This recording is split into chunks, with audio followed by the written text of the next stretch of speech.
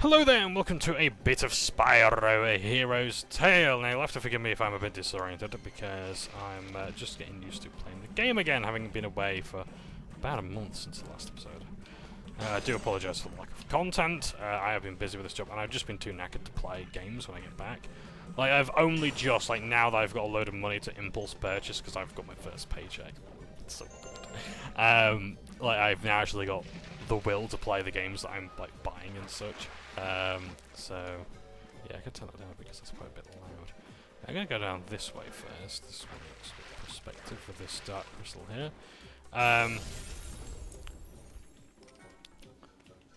Do we have any of those bombs, I wonder? My god, it actually worked. Hey! Oh look, more opportunities for bombs.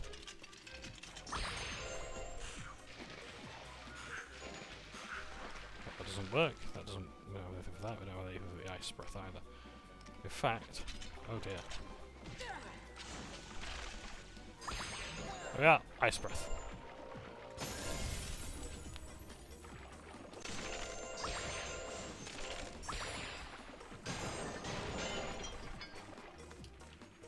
So...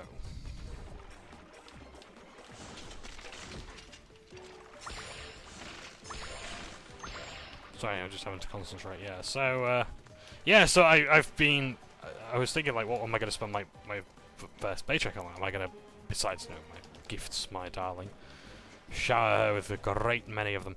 When I can see it, that is. So, I was figuring, okay, well, I was going to get a graphics card, right? And now the new 40 series cards have been announced. And no one can fucking buy them, can they? Because they've been marked up to high hell. Especially after, like, the GPU mining crash has happened. The merger for the graphical processing units, graphics cards for my darling's installation. Yeah, like, they've just fucking died on their ass, haven't they? Like, Ethereum and that other one merged. So, like, now there's like 95% less GPU mining in the world, so now everyone's just trying to offload their used mining cards. And yeah, some of them will be in fine enough condition. I'd rather buy new though where I can. These guys look rather elite, so I'm guessing that they are Red's minions. The best of the best. And also seems to be respawning as well, because I missed something earlier. I don't know why I'm so intent on getting up there. There's nothing up there. And I've forgotten what powers I have as well, so you'll have to forgive me. Yeah, so...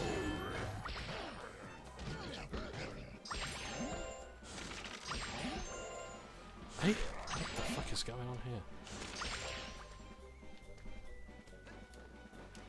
Are they illusionists or something, or what?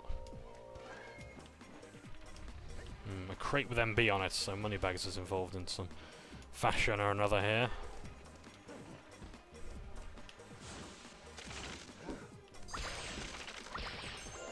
You know, these guys have worse graphical fidelity, to say that they're like the better minions. I suppose it's because they were supposed to be looked from afar, you know, like Sergeant Bird's levels. And you can sort of ignore that, you can downscale or whatever for fidelity. Can I use my lightning breath on that? Nope, it has to be fire breath. Fair enough.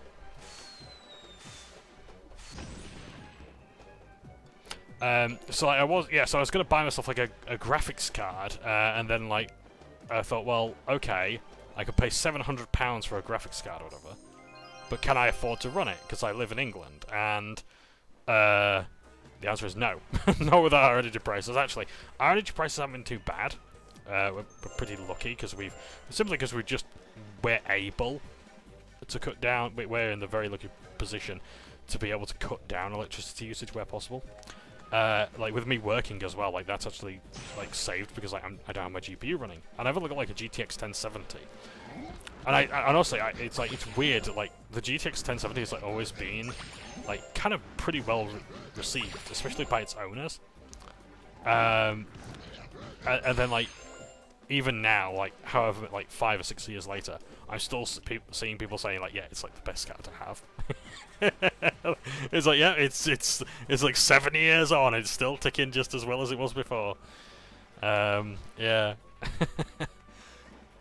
So I thought, yeah, but what games am I gonna play with my 40 series, my 3080 Ti? Because I thought if I'm gonna spend a lot of money on a graphics card, I want a damn good one, you know. So I wanted a like a 3080 card or something like that with RTX, so like ray tracing in real time and whatnot.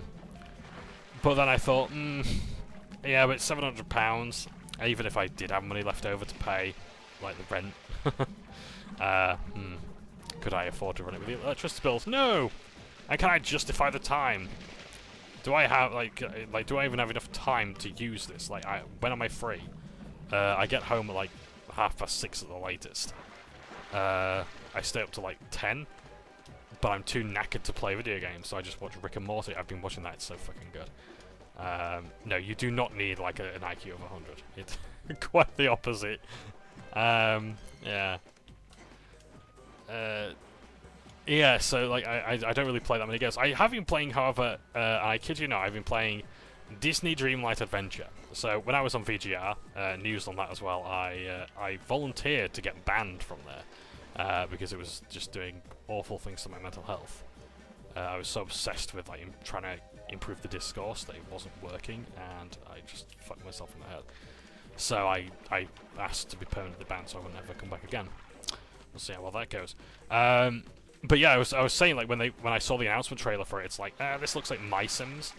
Now, if anyone remembers My Sims, they know how bad it was.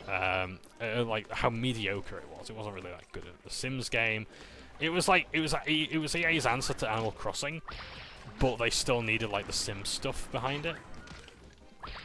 It just didn't work out all that well, and it was a fine enough game, but like, no, it wasn't that good. So anyway, Disney Dreamlight Adventure comes along, and oh, I don't think he was even trying.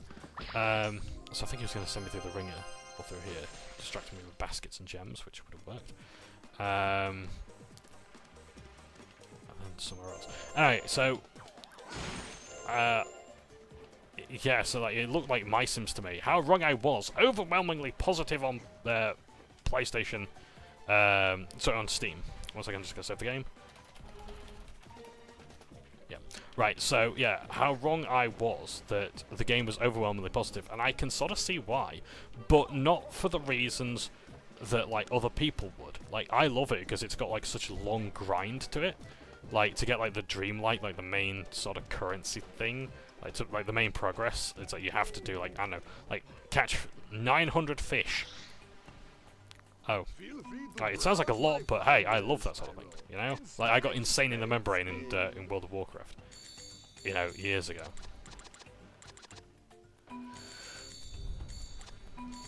Nothing but the best. Why not buy more? Ooh, that really is a good choice. So, yeah.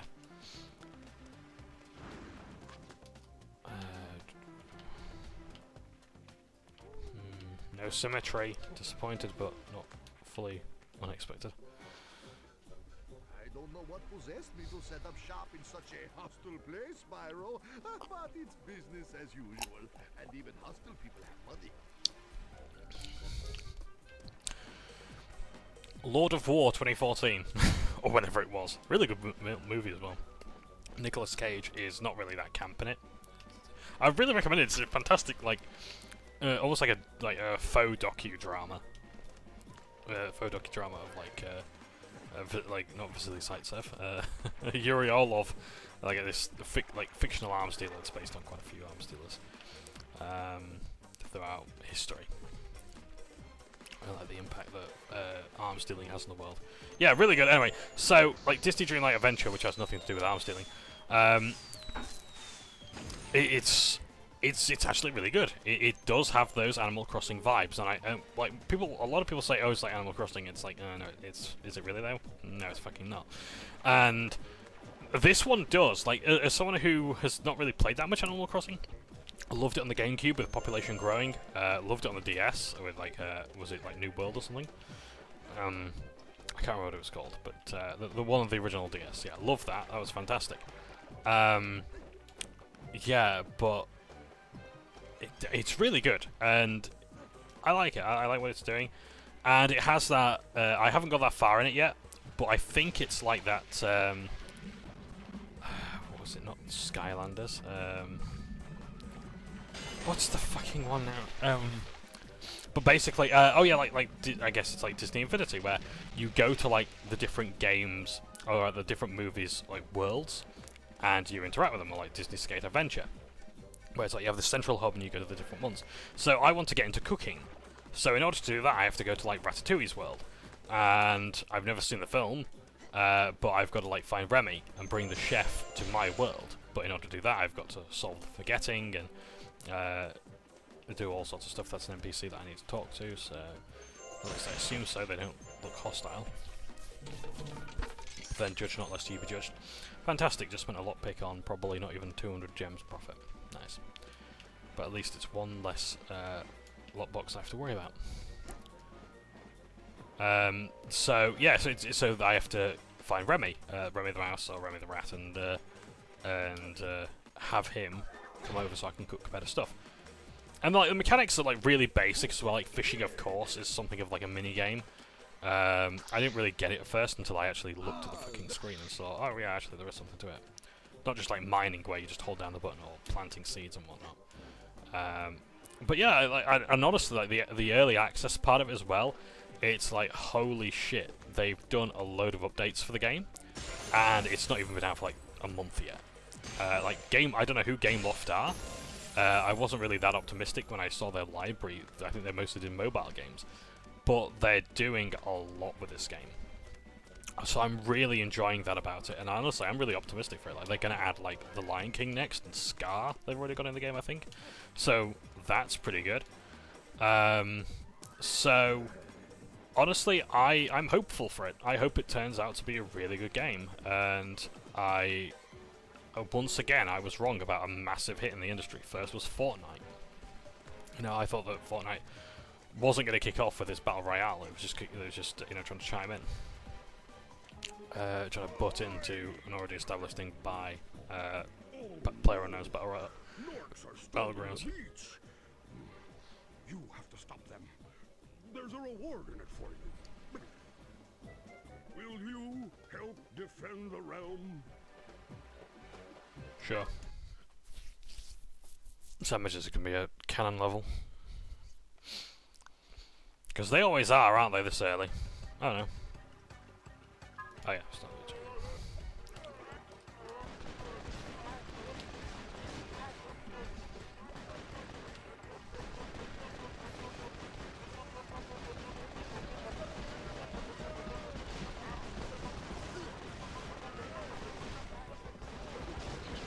Jesus wept, how many are there?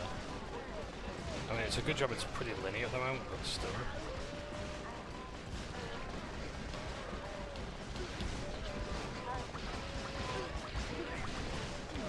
This is just for the egg. This is not for a light gem. This is for the egg.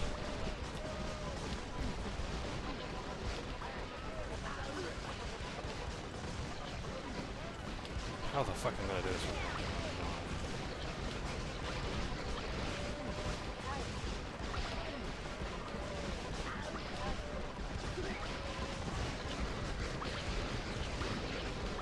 But yeah, it's like Disney Dreamlight Adventure. Yeah, I recommend it. It's actually a really good alternative to The Sims, and like it's in a world where we've got all these like this comfy game, cozy game renaissance, where everyone's just like after farming Sims and whatnot, after like Stardew Valley and Temtem and all this shit, and people just want these games on PC. Like people just want Animal Crossing. They just want The Sims.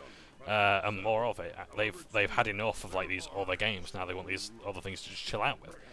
I imagine it's because like my guess is that after like the stress of like going back to the office and COVID and whatnot, people are looking to chill out now. You know, they've been in their houses for so long. They're coming out of lockdown and they want something chill, you know? Again, that's just a guess, though. Can't really call it theories based on no evidence whatsoever. But it's just an idea, and I think maybe that's it. Maybe people are just looking for this really simple pleasure of just like they want something to do without really having to do it, because like, especially when they haven't got the means to do it either. They want to have a farm without the hassle of actually farming. And I imagine that a lot of these mechanics aren't going to be too in-depth either. I think there's someone out there who's like with Valheim. Like Valheim's being one of these games, like it should just be another survival game, but it's a survival game that does the survival aspects really well. And that's it, you know. That's all it does. It just does what everyone else has been doing, just so spectacularly well.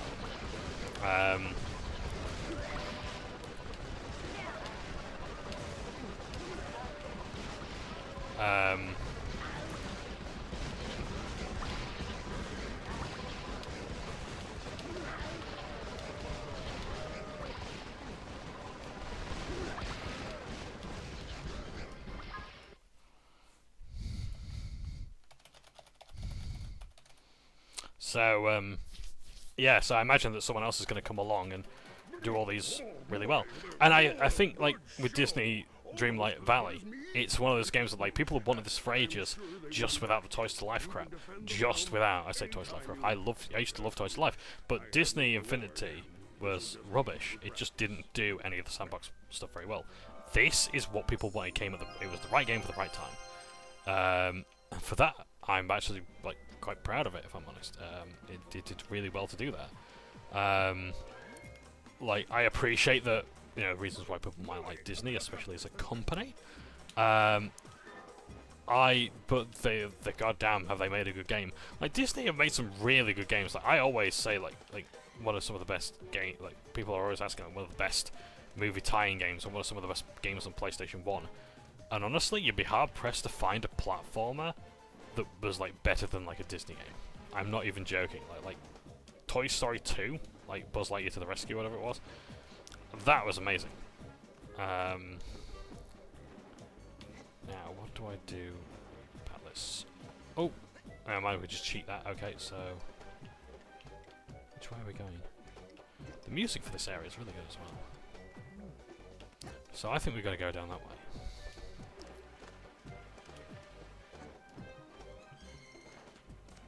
Is that a big dark gem?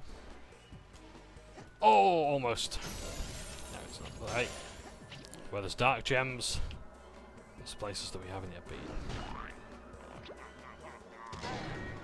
You know, enemies with armor resistant to metal. Really? That fucking kills you instantly? Are you joking? I mean, I wanted to try it out anyway, but come on.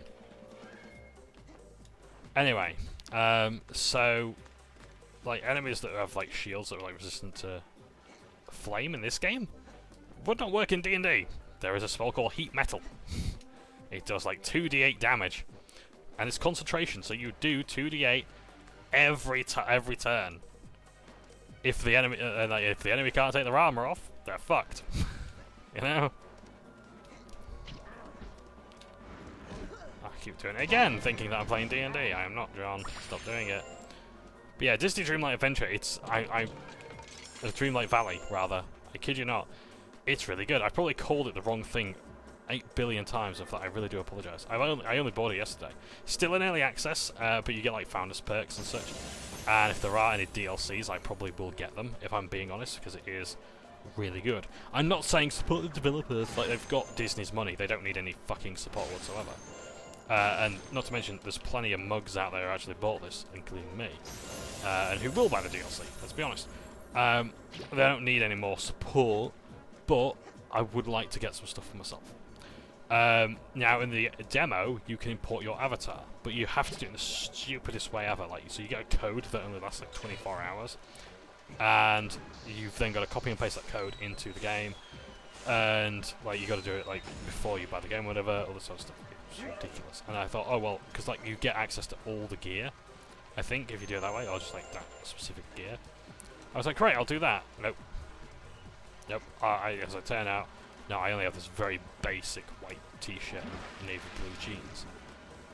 That is not really like the Disney Prince character I made. And not just that, but like a character with like a better haircut than he's got now. Because like I noticed like a lot of the haircuts are like I think like female oriented. Like okay, fine, yeah, I have long hair, haha, but like I really wanted like, this nice wavy hair that there was in like the Avatar demo, Avatar creation demo. No such luck. No such luck in a month of Fridays. So that was.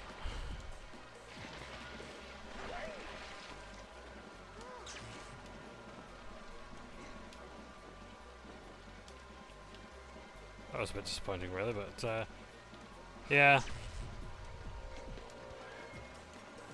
But there is a lot of stuff there, though, and it's only going to get better, I think.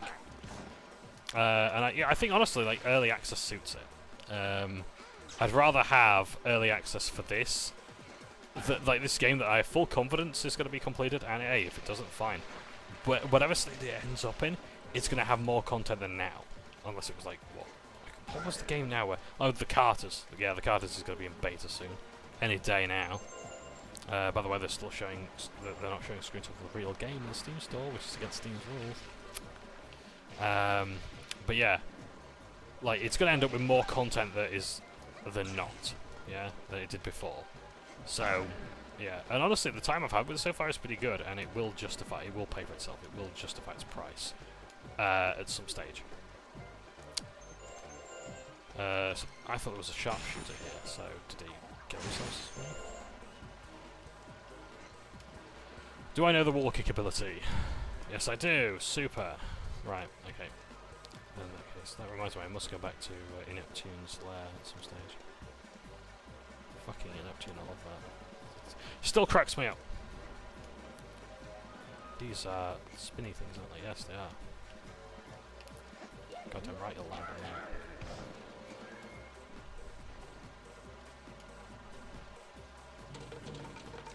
Any minute now, guys.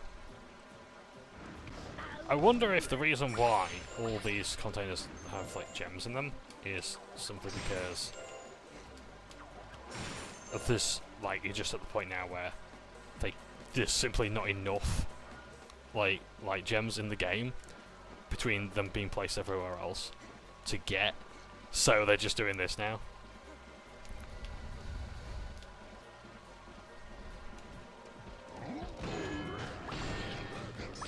Use the ice breath some more. Oh. Check out that pit of lava. Molten gold, like it's from Iron Forge.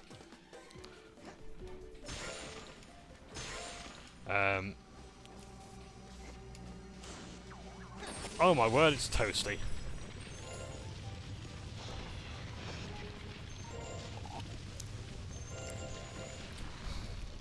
If that's not a reference to the first game, I don't know what is.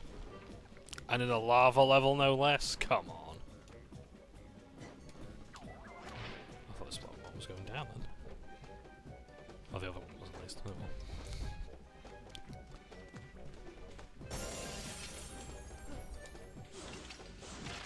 I can destroy these now. Let's not waste any time doing so. Actually, one thing I'm just curious.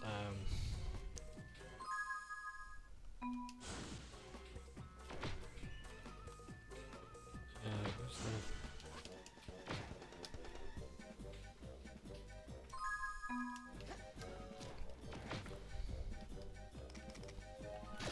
Sorry, I'm just trying to remember that button. Oh, apparently the like R3, like clicking the right mouse button, activates a grenade. Okay. Yeah, I'm just trying to find out though. I'm certain there was a map button, and I haven't got it here for some reason. It doesn't matter. Okay. Oh, I see it. Okay, super. I think, I don't know. Yeah. So yeah, yeah, this new Dreamlight Valley, I can't stop talking about it. I really want to play it again tonight before I go back to work tomorrow.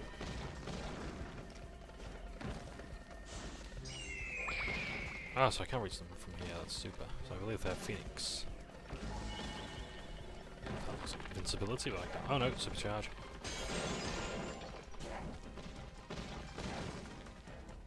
Yeah, this bit I remember from, oh, like bits of this place I remember from, my the last playthrough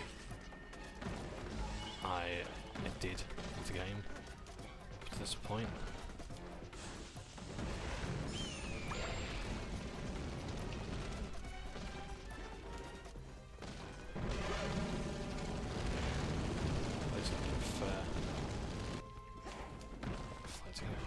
Oh my word, the ladders with lava.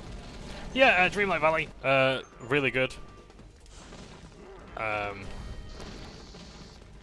look forward to playing again.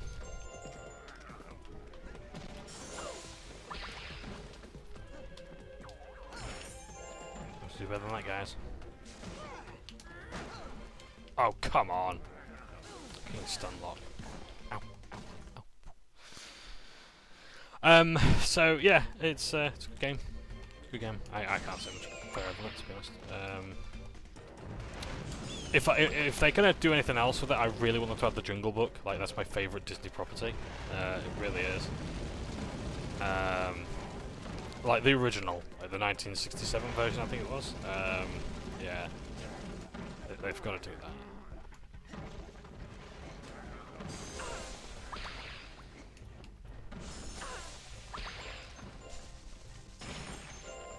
Oh wow, so the water breath can destroy baskets.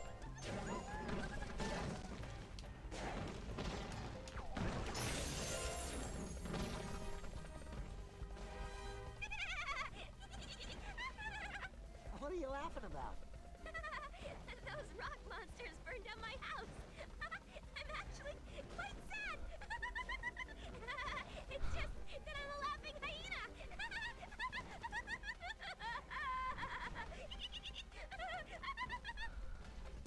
Please get rid of those rock monsters.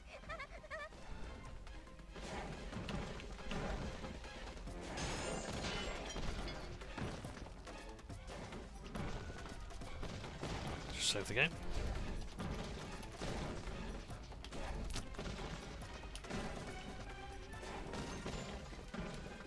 Now, I shouldn't say it, but apparently, I haven't seen it because I've just been so horrified. But apparently, people are really grossed out by it. Like hyenas giving birth is like one of the most traumatizing experiences you could look for on the web, because I imagine it must be quite painful. But yeah. That really is a good choice.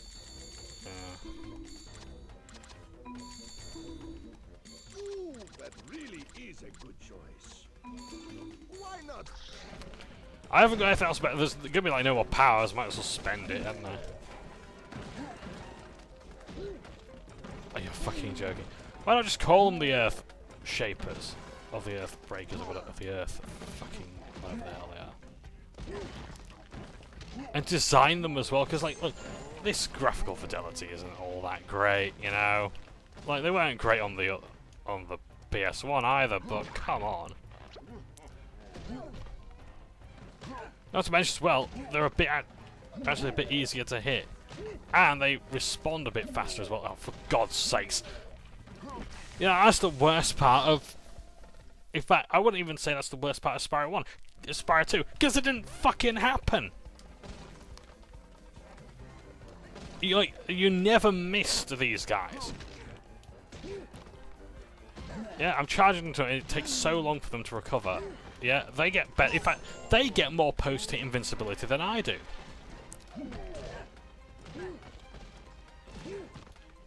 Because they actually get some post-hit invincibility. And I can't jump to dodge their attacks either. So that's pointless. So I've just got to wait for their post-hit invincibility to end. And do that. Now I desperately need some fodder. So... Oh shit. That's me, I forgot the controls. What? Oh, great. I'm safe.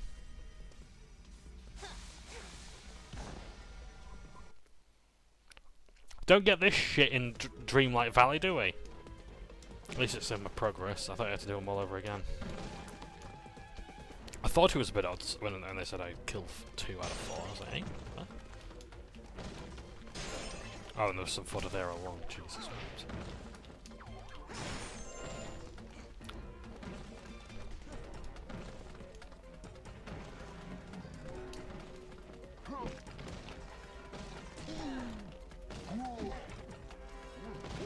Nice fucky controls there. Right.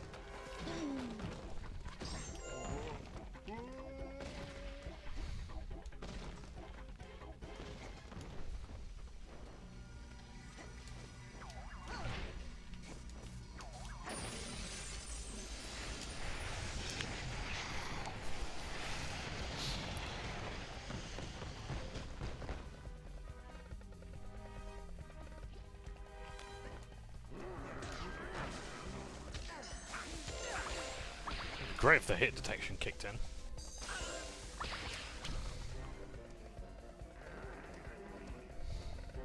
No, I'm not doing this. I'm getting some health first.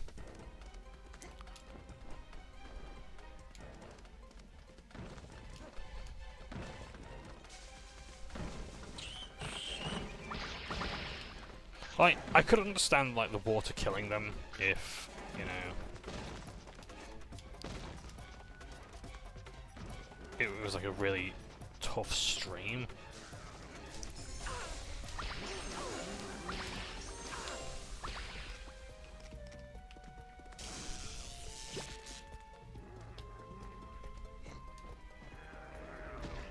Oh, fuck off! I just gave up at that point and just died.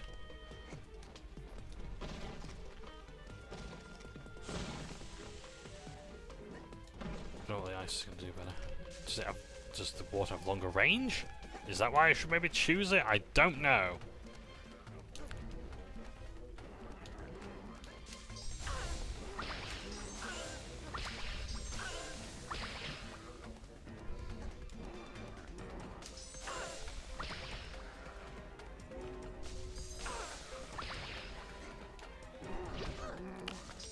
How silly me, I thought that was a light gem.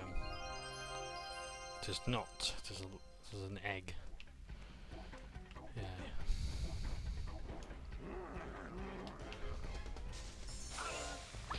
You know, it's quite something, isn't it? It's all for a skin that, if you like, you complete the game anyway, you're not going to really use.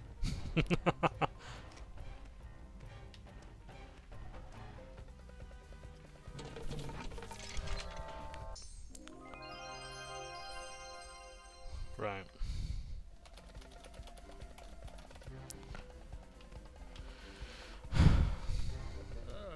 By Jove, Spyro, this heat is tough on me. I'm not a tropical bird, after all. Still, I can blast off to see what I can find, if you'd like, old chap.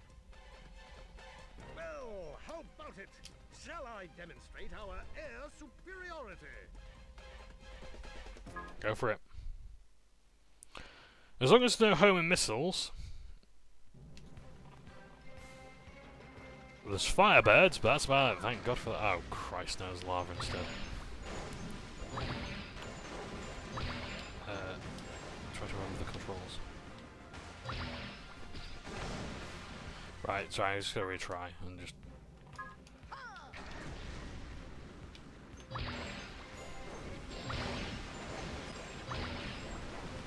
Press down there.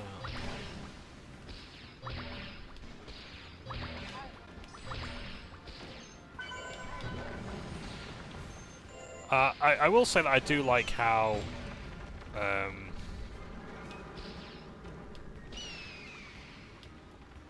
guess we go this way first.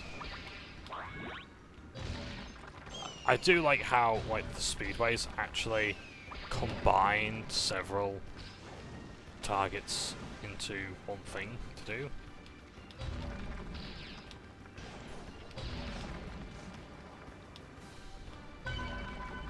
So as you're doing the rings, you're gonna get targets.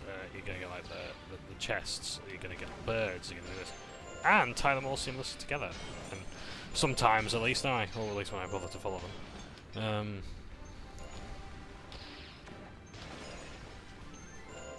I'm flying low to the ground. I'm not even sure why. I don't feel like I have to. So I still need those iron armor dudes. Okay.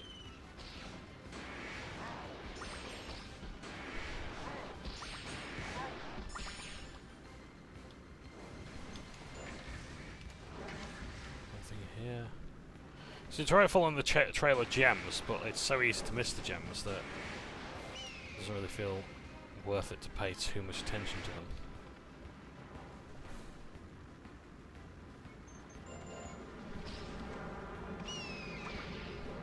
Yeah, see, I suspect that the birds would go around that way. One of my problems with let's see, I get that one. One of the problems with the GameCube version is because of the low graphical fidelity, you have to wait for things to pop in.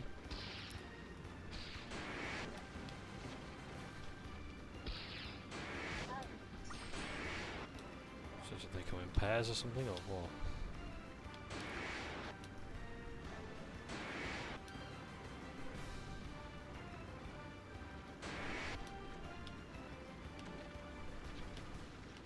Okay, I think I saw something down there.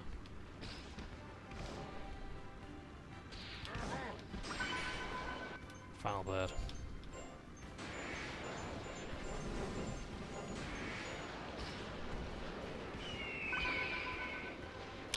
One of the things I like about like that first version for the dragon eggs as well is that like you can either choose to take the time to get the last gems and risk not getting the final target and having to start over again, or going for the final target and then not getting the gems. The problem is that in trying to do there's no motivation to do both because gems are worthless in this game.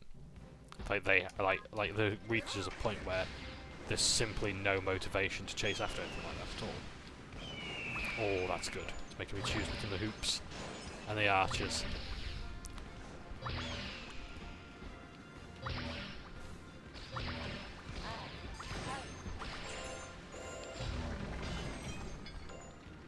Blaze my own trail. Well, the trail that was blazed before. So I'm not doing too bad for time, so... seeing as these are on the way. Do these.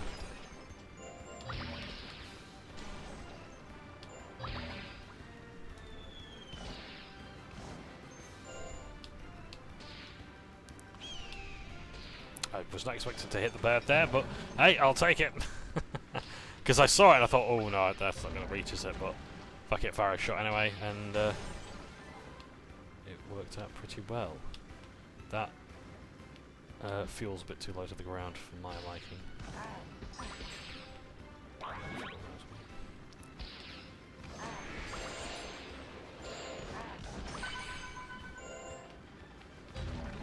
Wow, after all that, only one complete target. 2 complete targets. Okay, so it looks like this might be the bird's flight path.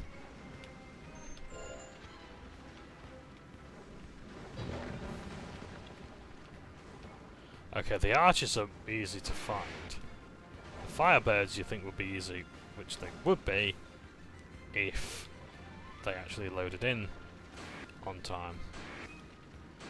Like once they're on screen, they're there and you can see them and you can hit them. Well, provided you're within range. But,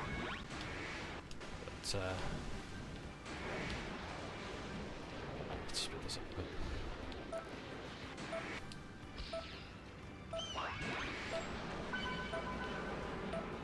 I wouldn't mind like a kill cam sort of thing, where it's like you can see where like, the last targets were on the map, and then like, you can work on it. Okay, I hit something behind me, great.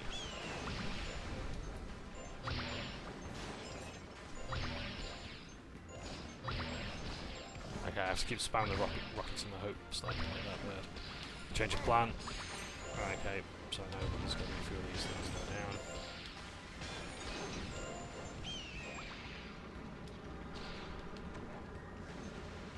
I have to make up for lost time by going around here.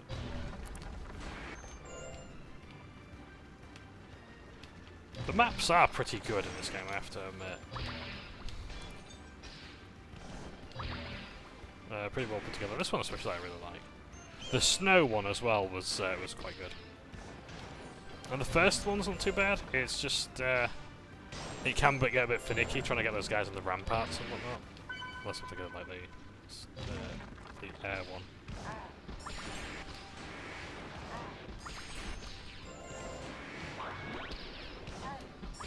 I've got to circle back for that one, and then that's that target down. And we've still got plenty of archers to go for time. Loads of birds around here. I've seen at least 3. 1. Chase it. 2. The other one went around this way. We might be able to find it if it loads in. Great.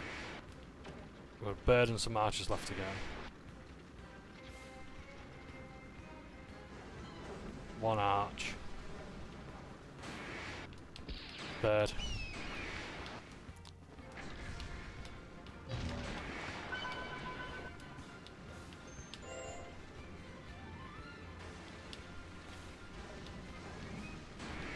I'm not risking it for that fuel, but I need to find this bird now. Okay, I'm going to stick to the centre and just hope that I can find. Is it over there?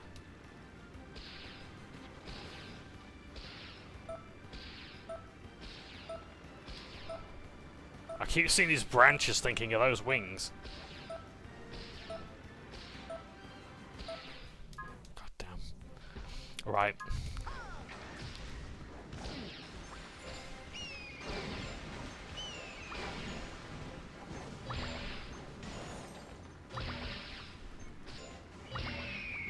Let's go.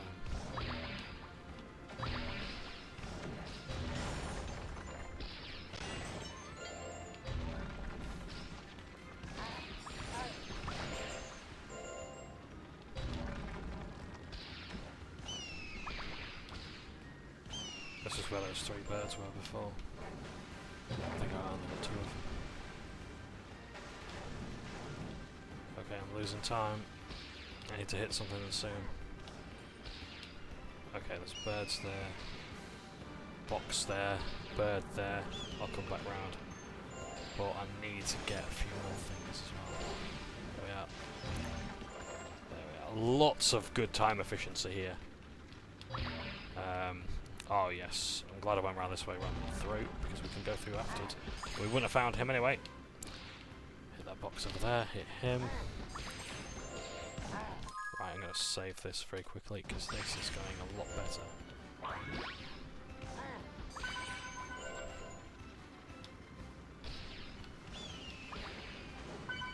Got all the birds, nice.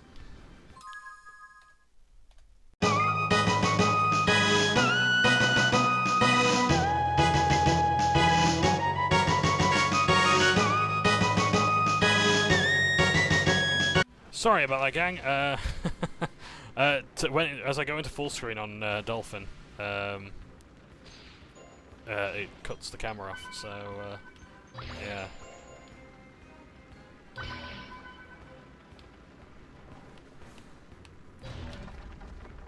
So I do apologise for that. Hit the wrong button, okay. And that's just done. And that was a really good run, like, that wasn't just like the Dragon Egg, that was for the Light Gem. I normally don't have success like that. I'm really proud of myself, so thank you all for the support that you were giving me, or not giving me, I don't care. I don't know what I'm on about. I'm just glad to have had that support to do that, wherever it came from. A Light Gem! I would not like to play it for fun again. Or rather, not like to play for again for fun. So where do I go now? Oh shit! I just missed the platform. Fuck. So yeah, that was quite good. I enjoyed that.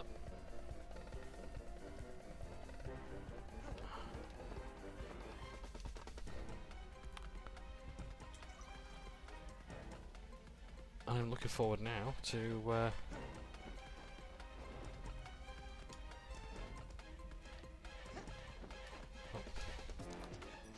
getting back into the platform.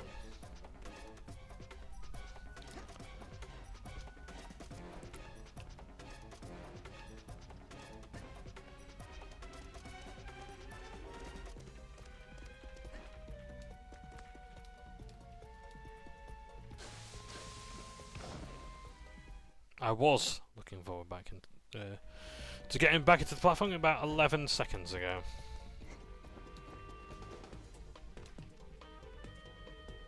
Oh, they go too far apart from this jump. You know what? There's no lives. Try it anyway.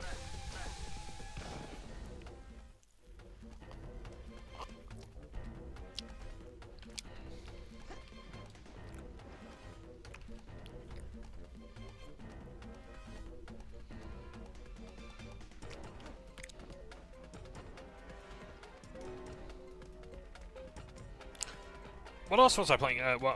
Besides, you know, Disney Dreamlight Adventure, I've been playing Cyberpunk 2077. Like, it's fixed, but I'm just not impressed by it. It's like, I appreciate what it does. It's like it has that like Ubisoft open world sort of stuff in first person, with like everyone having like the same graphical fidelity and whatnot. But it's just like so. It's like okay, like I don't know. I'm just like I like Cyberpunk, like the tabletop role-playing game. At least the ideas behind it. Like I love like shopping in it. Like that's the best thing about it. If nothing else. If not its systems, if not its, you know, setting, if not its humour, then definitely the shopping side, where you can just like get chainsaw dicks. I'm not even joking. But, like, I imagine that's going to be a lot toned down in the game. I mean, I'm not very far into it, like, I've only just seen, like, the Ripper-Dog.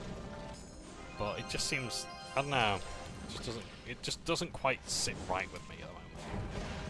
I don't know why. I have no reason to like rag on it as much as I do, but I've like, it's just an open world game to me. I've seen it. I've seen open world games, and like,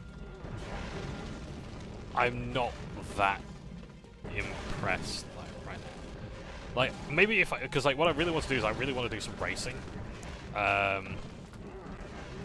Like because I kind of like the driving enough.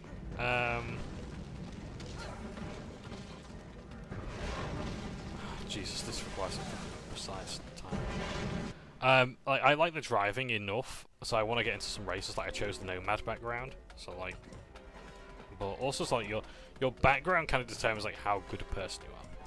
Like if you're a Nomad, like you have to be trusting, you have to work together, this sort of thing, happy-go-lucky, or a corpo, or like a police or whatever.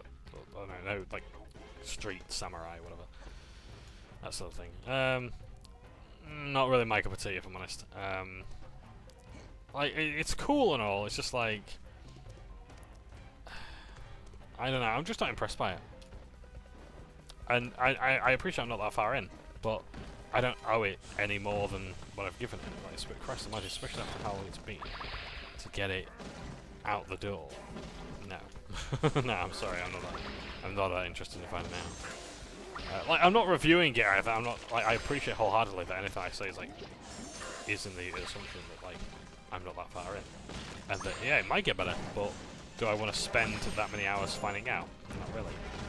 Yeah, I'm just not really into CD Projekt Red as a studio, all the kind of games they make. It's like maybe it'll be like The Witcher 3, where maybe the Cyberpunk 2077 has its bloody Baron moment. But when that's going to be, I have no idea.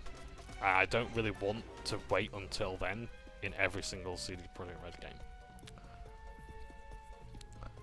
So, yeah. I played a little bit of Need for Speed Heat. I suck at it, so I put that down. Like, what is it with these like open world racing games with shit story? Like, why even bother? The voice... no, the voice acting isn't crap. It's the voice direction. The voice actors are doing their best with the shitty script that they've got. The direction... They've got no fucking direction. They've got no the characters have got no motivation. And it's not like just Need for Speed. It's like the crew. Like and I understand. Like from what I understand, Need for Speed is like cops versus robbers kind of thing. Like cops versus street car races and whatnot. You know, that sort of thing. Okay, I get that. But they lay it on so thick, and like, Jesus fucking Christ, guys, do you have to do this? Is this necessary?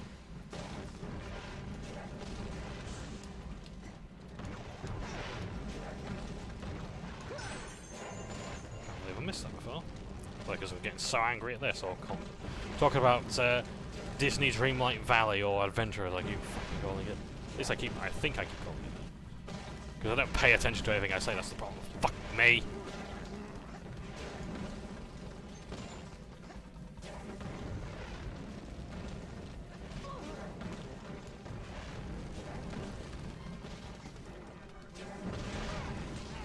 Jesus Christ! So, what am I doing? I'm on an emulator, I can just save scum. What am I on about? Yeah, Need for Speed Heat, the crew did this as well. You've got a race to get your revenge, like, I think this is what the Fast and Furious has done all at this time. Like, I watched most of, like, the first Fast and Furious film, and I thought it was alright, you know? It's when they start getting into the non-racing stuff that I'm like, it starts to lose me. And, like, was it anything but, like, a car film? Like, Bullet, from what I understand, is literally just, like, Steve McQueen in a fucking car, and he drives it around a lot.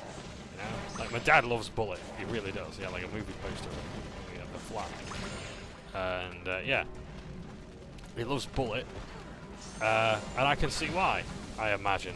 Probably. But what the fuck is up with Need for Speed? I mean, first of all, video games aren't very good with writing. I keep forgetting to fucking save scum. Video games aren't really that great at writing to begin with. There are, like, I mean, don't get me wrong, like, Planescape Torment is considered, like, the best video game writing ever. And like people have like since lorded over, you know, like lauded Chris Avellone and his career ever since. But it ain't like that good. It's not the next great American novel, you know. Like Disco Elysium or Elysium, however you pronounce it, isn't even that good either. It's good. Holy shit, is it good? But I'd still rather read a James May book, you know.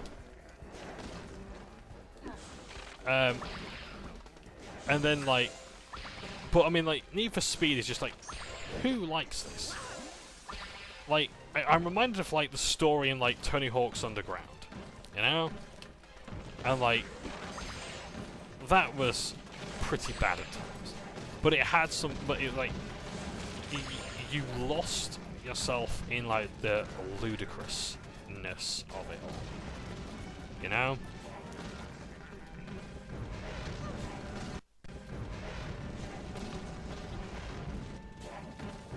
You know, you lost yourself in the sheer silliness of the whole thing. If I'm going to save some.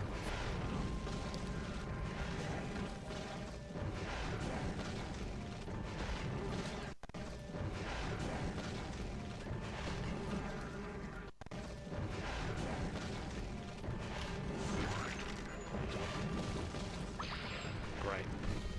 Straight into his fucking... Fantastic. Right, save scum. I'm going to be playing a bit longer, I think, even after 2, so... yeah, just... But, yeah, so... You know, for as... like, even though, like, my internet's going to kill me, my PC's going to kill me, my electricity bill's going to kill me, fuck it, I've got the time, I'm going to do this, because It's either this or Disney Dreamlight Valley, and I can play that anytime throughout the week. So, will I record that? Probably not, if I'm honest. Like that's my me game, and it's not really that interesting to film. Maybe to stream, I guess. You've got money to spend. I am here to relieve you. Ah, there you are, my favorite Wally.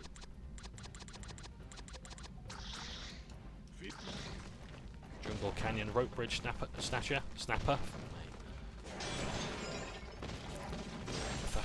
Jungle Canyon Rope Bridge Snatcher. Fuck's sake! I don't know why I bother recording, you know. I really don't. I mean, I do it for my darling, because that's reason enough.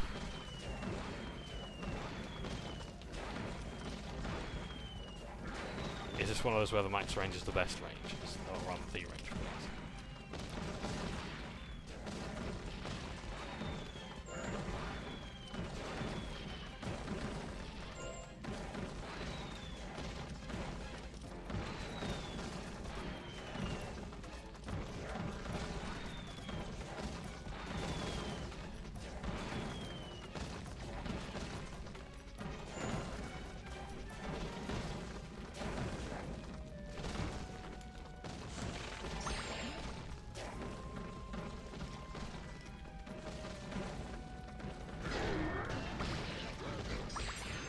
So ice breath is actually a good idea. So I can freeze them before they reach. Oh, fuck me! Well, yeah, before they fuck me as well.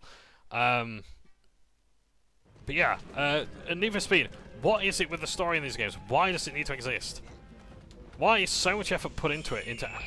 I say so much effort. It's not that big an effort either. It's like, I mean, I'm not calling video game developers lazy. That argument, no, doesn't apply. But it's like, why put in the effort if it's not even that good, and the story's not that good, and the characters aren't that good? Like, nothing about it's really memorable. I also have a character where I don't even get to, like, really customize the character.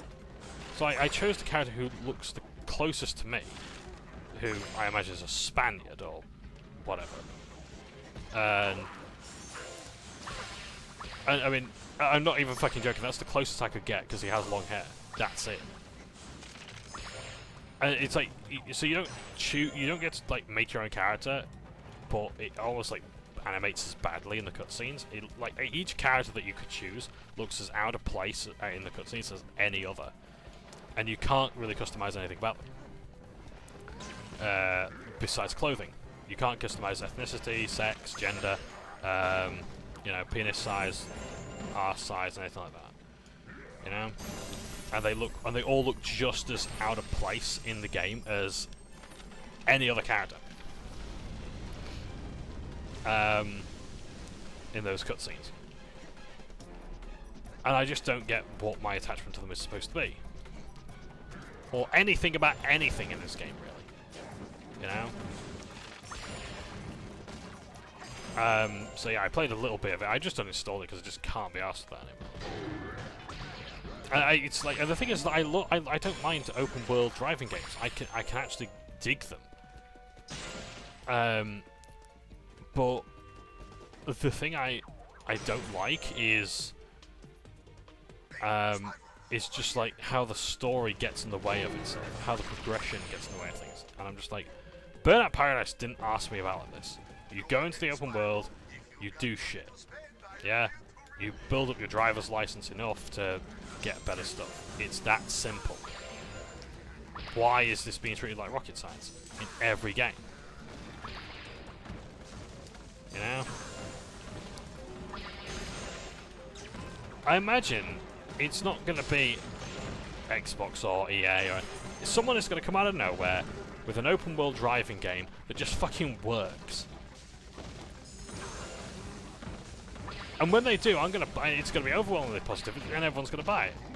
And it's not going to be Forza, it's not going to be Need for Speed, or NFS, or whatever the fuck you want to call it. It's not going to be the crew, or the club, or whatever the hell it was called, or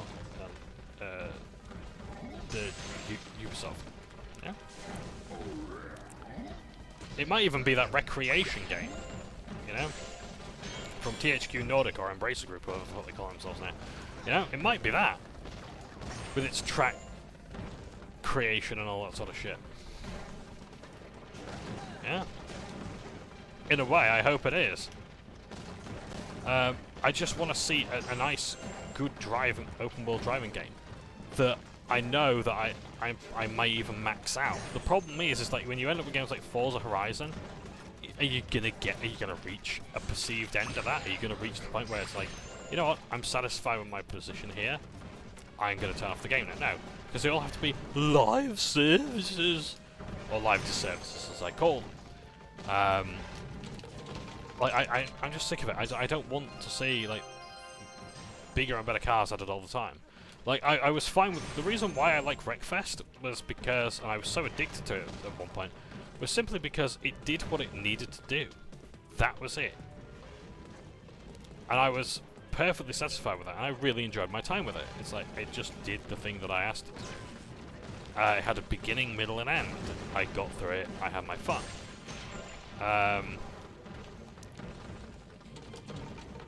And that was it. I just enjoyed it. But then you have, like, the crew. Did I call it the Heat at one time? No, the crew. Yeah, you have the crew on the Uplay, or Ubisoft Connect, whatever the fuck it calls itself. I apologise for all the vulgarity in this video, I really do. I'm just so frustrated and tired.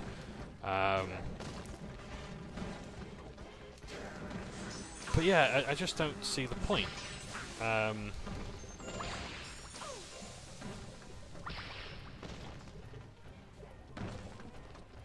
Oh, hang on, we've only been playing it now. God. Thereabouts as well.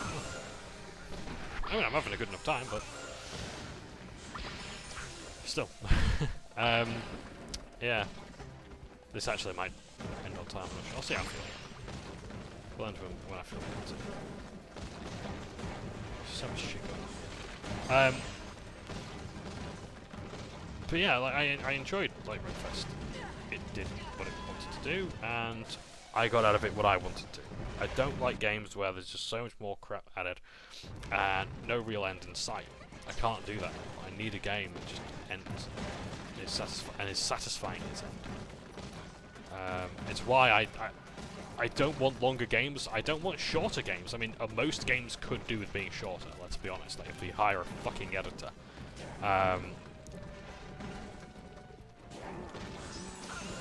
It would be so much better. You know, seriously.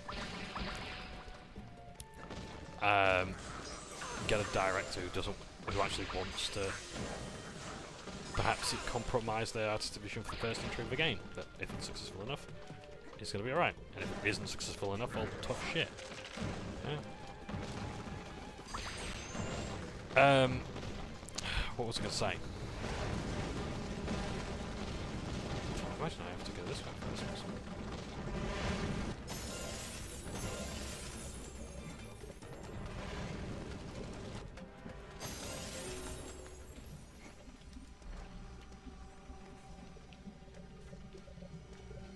Good fella killed me.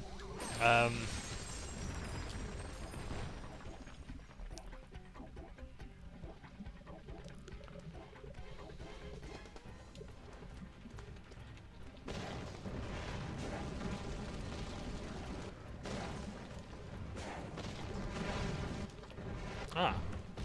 Let's go back, okay. I see.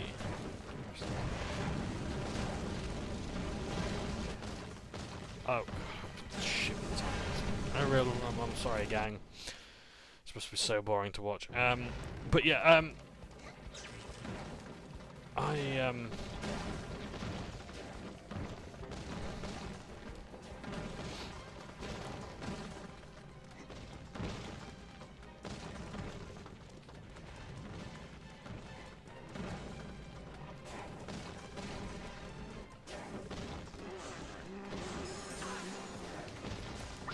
water breath. Let's get the devs money out of it. Money's worth out of it, rather.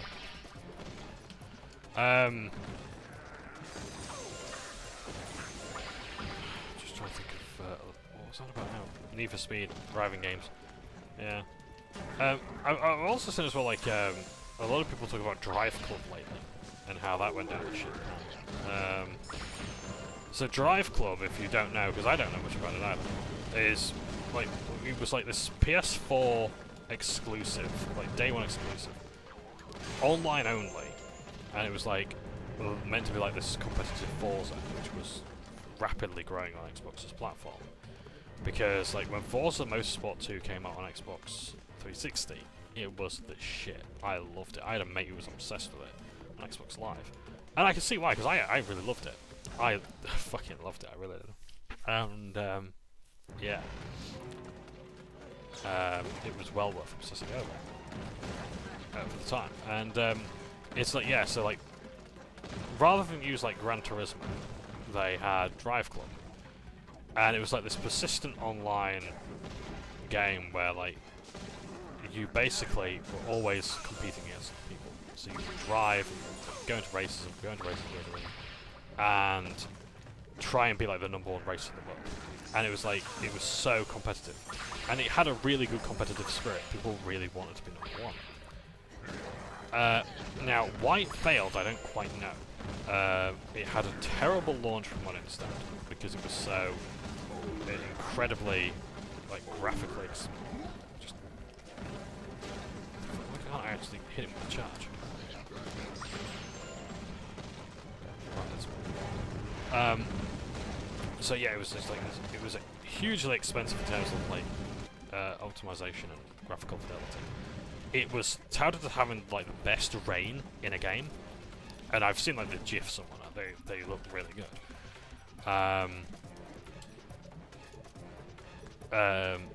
But like that was like its #1 selling point at the time, and essentially it was just a racing game, and that was good enough. But then Microsoft came along with, you know, Forza Horizon, and well, that's an open world racing game.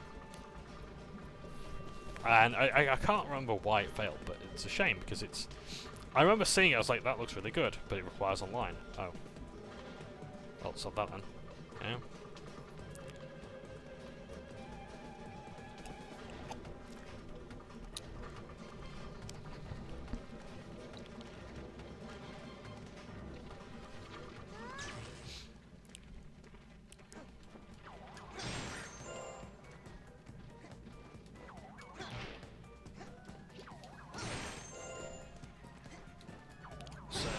Yeah, but it's... just going to investigate that anyway, but I might have just broke apart. Super, I'll just save the game here. I'm guessing this is a main part, because there was a part earlier that I just tried to dark gem and like... Why did I do that? Yeah, I could have probably got through and just seen it, but... So that would have blown me up if I charged into it. So we jump in.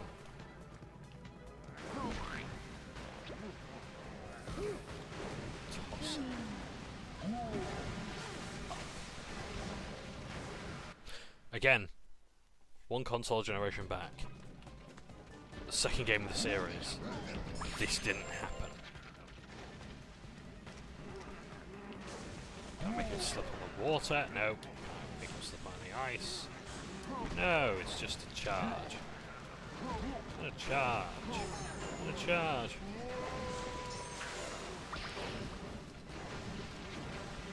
I wonder if the water breath can actually be used to douse fire.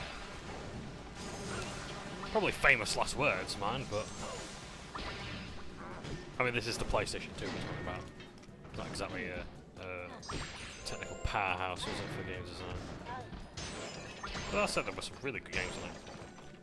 I was watching some gameplay of, like, SOCOM, like, US Navy SEALs, and that was, like, a really popular tactical shooter, like, online only, as like heavily online focused. And I saw it, and it's like, oh, it looks so cool. And it actually looks pretty good. Yeah, like third person shooter. We're doing like commando shit. So I take it I've just gotta survive, right?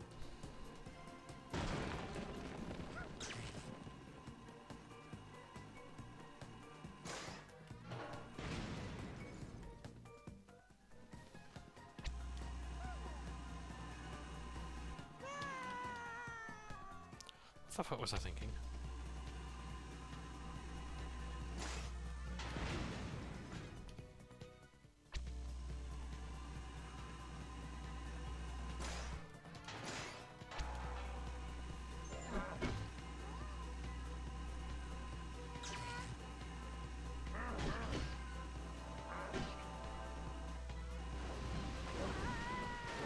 There is... I do admire this.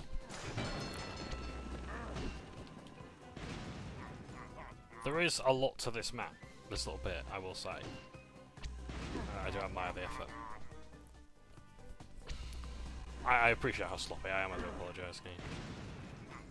That can fuck right off. Trouble with the trolley, eh?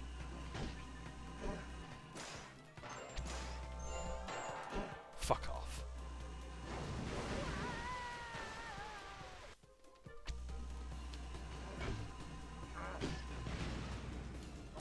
You know, since working, like, full-time away from home, I haven't noticed my shitty neighbours.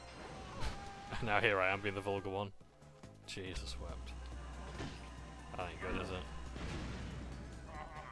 I am the shitty neighbour. It's like that story of the White Knight. Read that. It's a really good short fictional work about a knight who goes on to slay the Black Knight. And he does all these deeds. He becomes the Black Knight in the process. And sees other knights. There's a promising.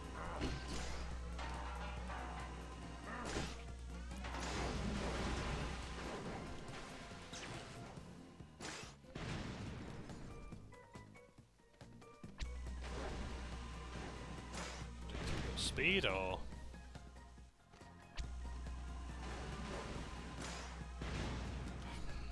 sorry, I'm just trying to figure this out.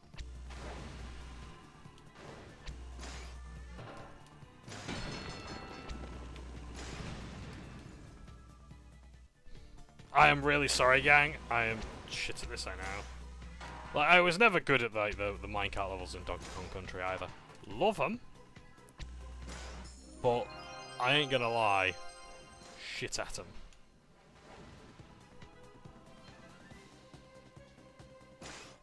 Yes, I could save Scum, and now you're saying, oh Jesus Christ. Yes, I could save Scum.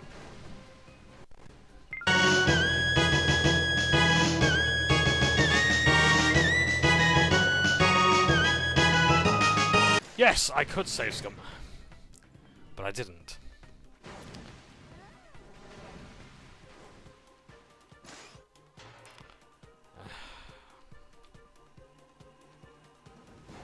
Oh, and there's a light gem there, so never mind then.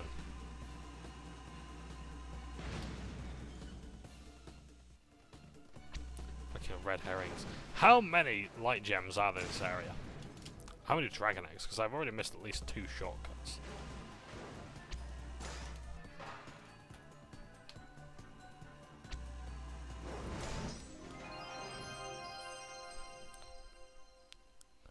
I think at this point in the game they clearly ran out of ideas and just like placed anything they could anywhere.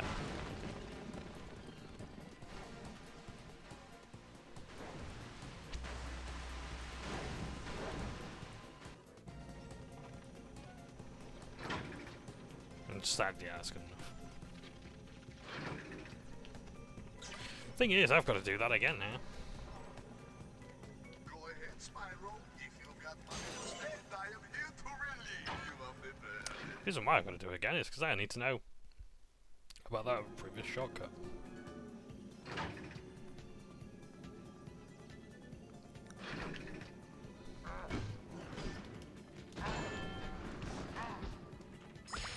Good to know there was enemies waiting for me. Off camera. Right. Time to go again. Isn't this Let's Play worth the time that we're putting in? For me it is, probably not for you. You may be wondering, how many fish could John have caught in this time? How many meals could he have cooked? Well, that's a shortcut we missed, so that's it then, really. Had to boost. But not too much, because you got to jump there, and you got to boost. Oh, but you can't boost too quickly. We'll see you a mile off.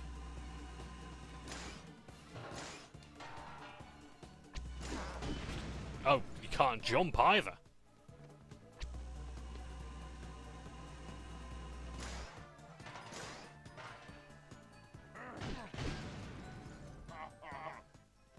So I was waiting for them to prematurely fire off, which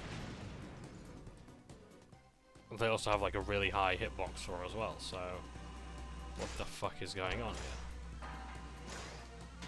Right, that'll do.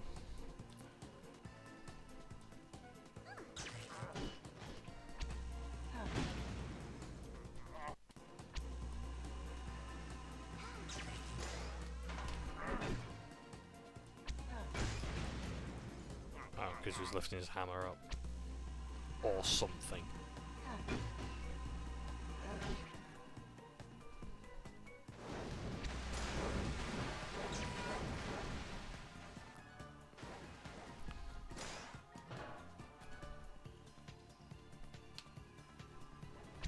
Go this way for a change.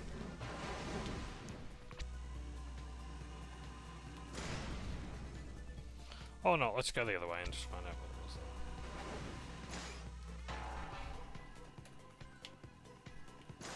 Is there anything down this way that I missed?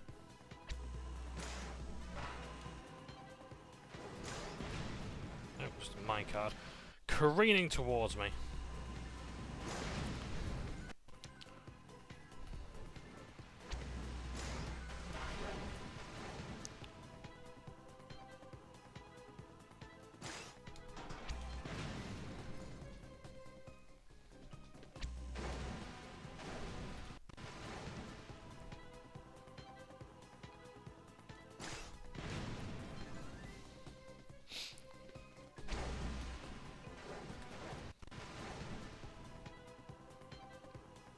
I think just out of pure frustration I might have to actually finish this sooner, because if I don't, like, my gameplay is not going to get any better, is it? Let's be honest.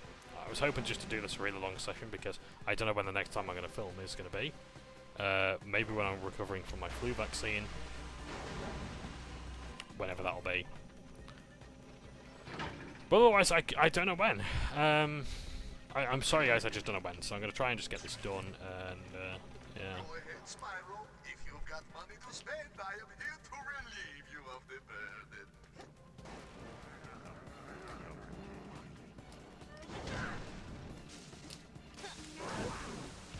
It would help if it didn't, you know, charge into lava. If I better save on time. Yeah, I want to get a bit more done, and then finish, and then bugger off and do something. Maybe even something constructive. I don't even mean like in Dreamlight Valley, I just mean in general. Tidy my room a bit more. Because I want to, like, going back to what I was saying this morning about, like, I could buy a graphics card. But I'm like, well, what else could I buy instead? How about I buy some new bedding, you know? Oops, daisies.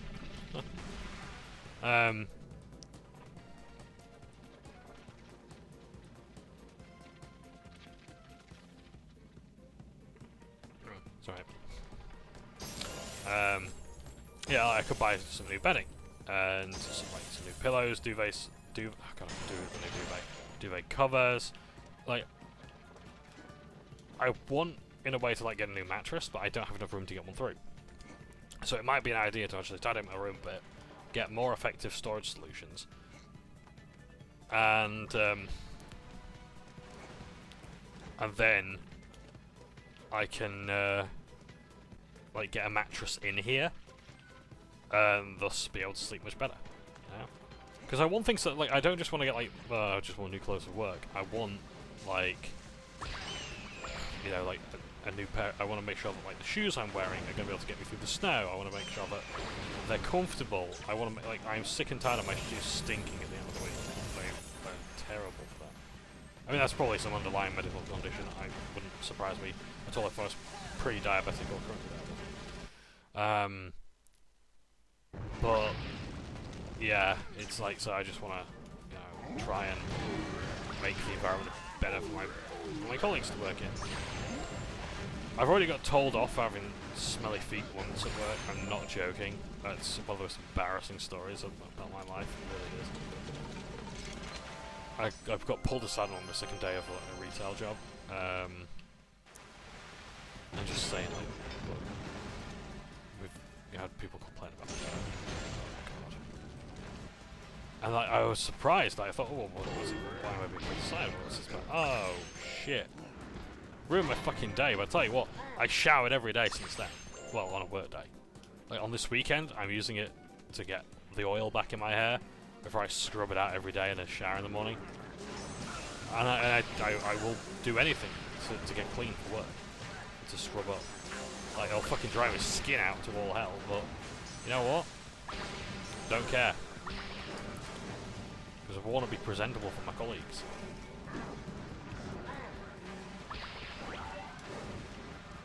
Like, I feel a lot better about, like, how I smell when I read that, like, Super Smash Brothers tournament players would, like, use BO as a tactic to distract their opponents. Horrible fucking scummy tactic, not to mention unhygienic for the onlookers. If it's like not in an arena or such, but you know, if it's, well, wherever it is. It's still fucking unclean, you know? Wipe your fucking ass, chums.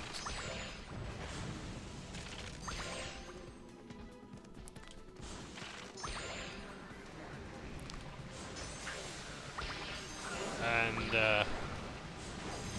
Jesus, yeah, so, that's not pleasant, but, yeah,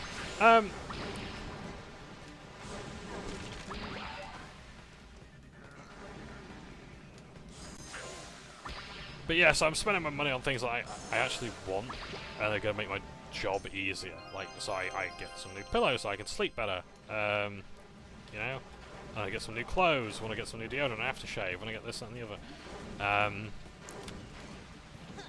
you know, I want to try and make each day more pleasant. Like, what the hell's a graphics card gonna do? Yeah? It's like, what is my graphics card gonna do for me when I'm, you know, at my workplace? Well, just gather dust, which is very easy to do in my room. I may need to look into that as well. You know, better installation, things like that. And cooling solutions when come the summer and such, you know? So that's thinking long term, not just like how do I future-proof my PC. Future-proofing being how do I make my graphics card last longer, you know? So, yeah. That could well be red over there actually. So, what I'm gonna do is I'm gonna have a bit of a mosey around, have a look. In fact, let's save the game before I do that bit of sparks, because fuck it, why not? Remember, John, you can save scum, so you don't have to waste so much fucking time if you don't like this bit. Spyro, you'll never fit into that crack.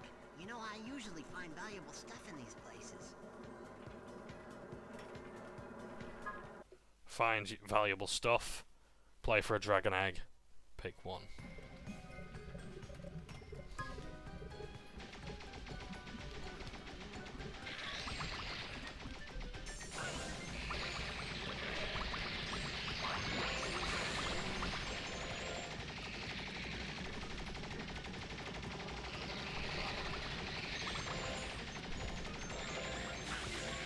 Imagine those red guys go to the worst spot.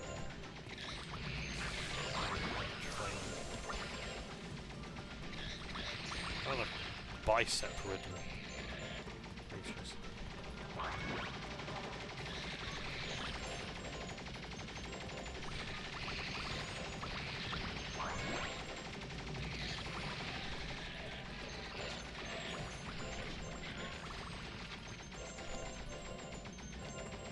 So I don't think I'd go for that blue bottle because I was no idea what it's all about.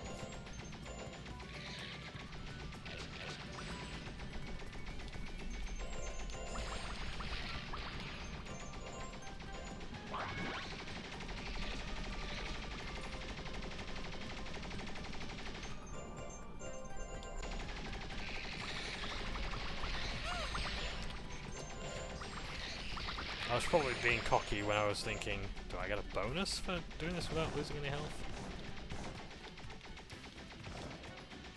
So I can't hit the blue, I can't hit the Phoenix until I get the...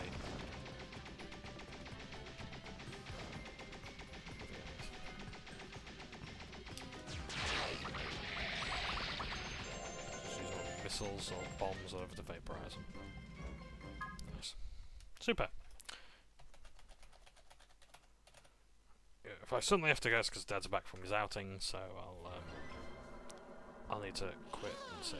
Here you go, But in Spyro. the meantime, Got a we'll just dragon keep on doing this. egg. Man, those things are heavy. So yeah, it's like I could get a graphics card, or I could actually get something that's going to help me in my job. New shoes, you know, better clothes, you know, more clothes in general, that sort of thing. Because like we're in winter now, I'm going to have to get myself a good scarf, you know, good headgear, that sort of thing. I've already got gloves. My darling Larissa got me a beautiful pair of leather gloves. So yeah, those will do just fine. But yeah. So like maybe some winter boots as well. But I think my boots are fine. The thing is though, is that because I'm front desk, I don't really get to like my options are kind of limited. So like thermal socks is something else I bought as well. I bought thermal socks so that my feet aren't gonna get cold on my front desk. I mean, I'll have the fucking radiators on because we ain't having them on at home. So I'll make the most of that. Don't you worry. Yeah, I am. I will use company money for that. Yeah. Not that it's very good for the environment, I must admit that, so yeah. So maybe just a mini heater. But that's something else as well to consider, like, hey, what about a mini heater?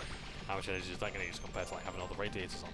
Because like the thing is that like, I think it was, well, my darling Larissa told me that it's like Martin Lewis said this thing about like what's more economical, heating your house or heating yourself.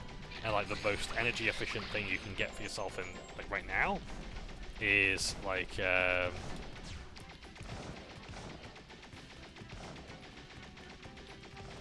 best thing you could do for like your heating per like kilowatt hour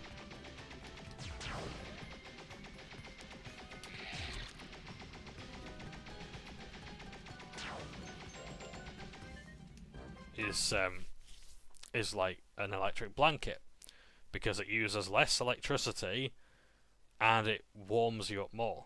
Yeah. So I might do that for my dad. Get one of those for him as a treat. Because they are quite costly, and I want to make sure it's a good one that's safe. Because the last thing you want is to have a fire and be in, you know, and be underneath it, you know. Because like other fires are, you know, still bad, but can be manageable. You know, like being in bed when that's happening and you're on fire, not so much. So yeah, I just want to make sure I can avoid the risk if I can. So, but also to save money, because like we like the heating on in an evening, but we only have it on for like an hour or two, and that's it. We don't really allow ourselves to have the radiators on for the full day. So yeah, otherwise we just wrap up warm. We put dressing gowns on. We put, you know, thermal socks on. So that's what I'm sort of doing. I'm trying to get the best equipment that I can. I'm looking at some blackout curtains as well, because from what I understand, they're really good at insulating. But I need something as well that can reflect the heat. I need to make sure that it's not just absorbing the heat; it's also reflecting it out of the windows. Come the summer months. I mean, I suppose I can always change them out though, can't I? So keep these ones I've got, and then for the summer, change them out in the winter.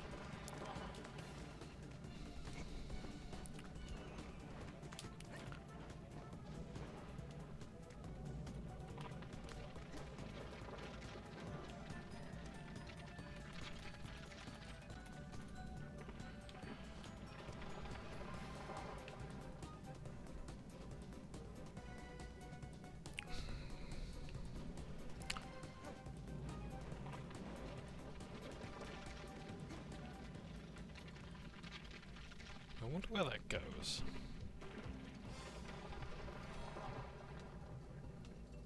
This is very PlayStation 2, I feel.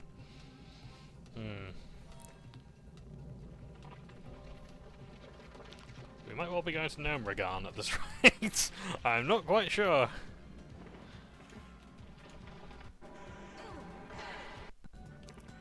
I don't know what's going on. Was that like autosave?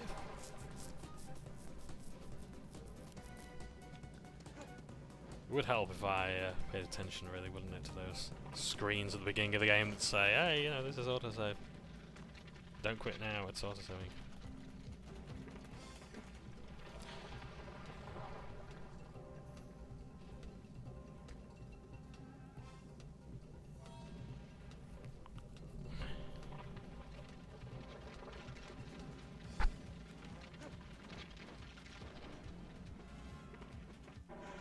God damn it.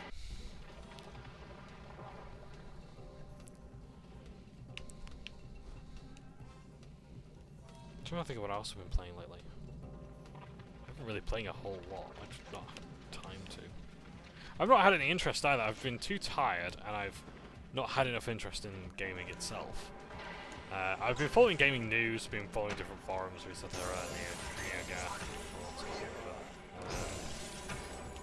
Like, in terms of games themselves, I'm just not really that bothered. There's not. I can't think of any that I. There you are, my I didn't realise it was favorite completely Wally. out of picks. Well, that's good.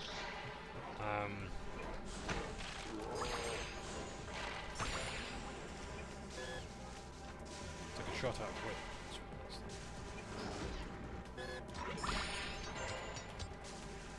I thought that's what the water. I thought the water breath short-circuited. Robot, anyways. Oh, is it the electric breath?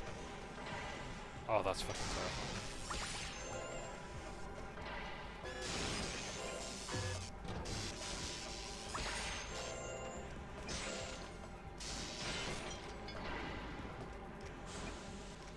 Rottlewood? No. So, yeah, it's yeah, I've not really been interested in video games as such. So my next paycheck's probably going to go to like D&D stuff, so D&D Beyond subscription.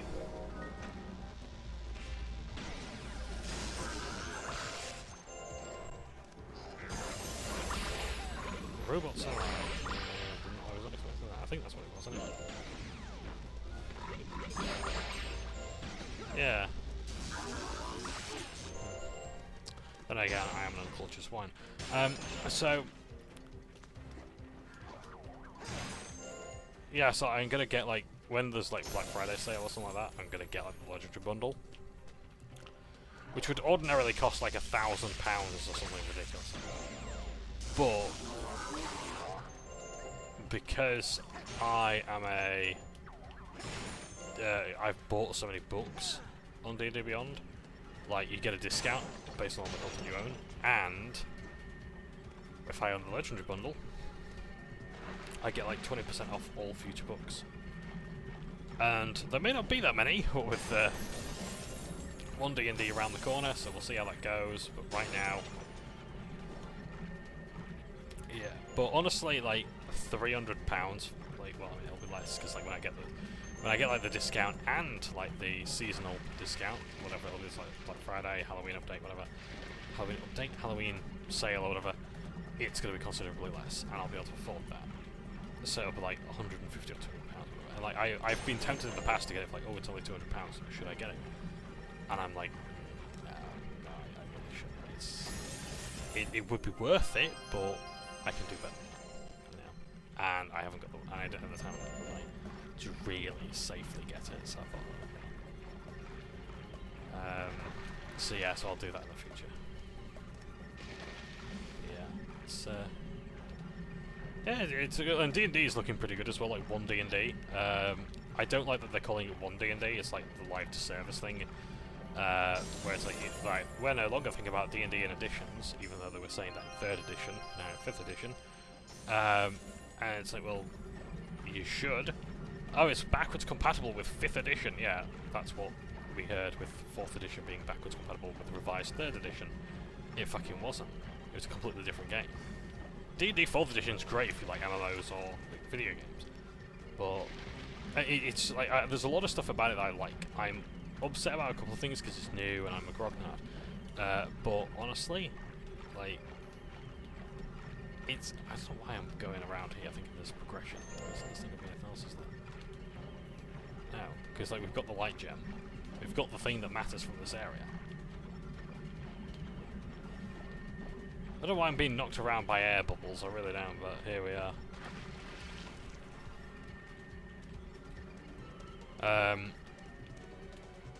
But yeah, it's but it looks pretty good. It really looks like it's heavily focusing on the roleplay aspect. Like the backgrounds and getting feats are pretty good. Inspiration being changed is pretty good. And And the best thing is like all the content's kind of, well, a lot of the content's currently pretty playable. Like there's some things that just aren't backwards compatible, like the Bard class, for instance, or the way that's changed doesn't work in the same way that it used to. So that's upset a lot of people, and rightly so. But yeah, I don't believe it's going to be backwards compatible. It's going to be similar, but it's not going to be backwards compatible. But I do like that they're finally appealing to like the mundanity of like D&D's low-level class fantasy. I think honestly D&D is better at lower levels. I mean, it's obviously designed around that.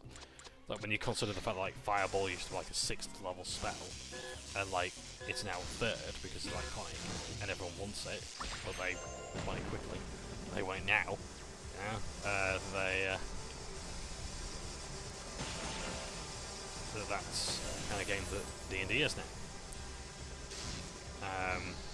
It's aimed at low-level play. There's only one adventure that goes up to level 20, I think, in as written. In terms of official modules.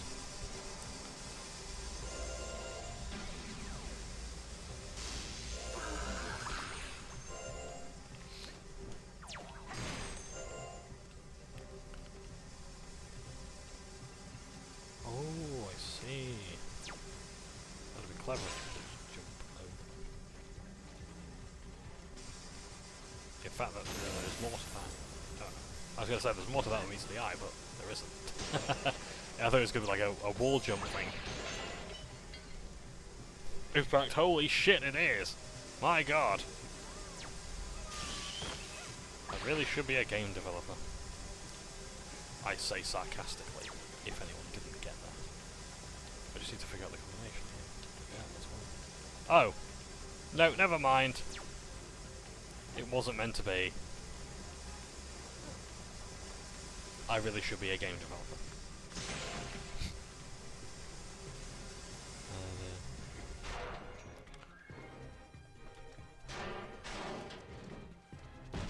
You know, I remember a quote from Henry Ford's, and it sort of goes into like, and it actually applies a lot to like a lot of game design stuff where people think it should be so like that. You should never ask customers what they want, because if I'm paraphrasing here, but basically he says, never ask a customer what they want because they'll simply order faster horses. This is the man who made the Henry Ford vehicle. Yeah, the motor car.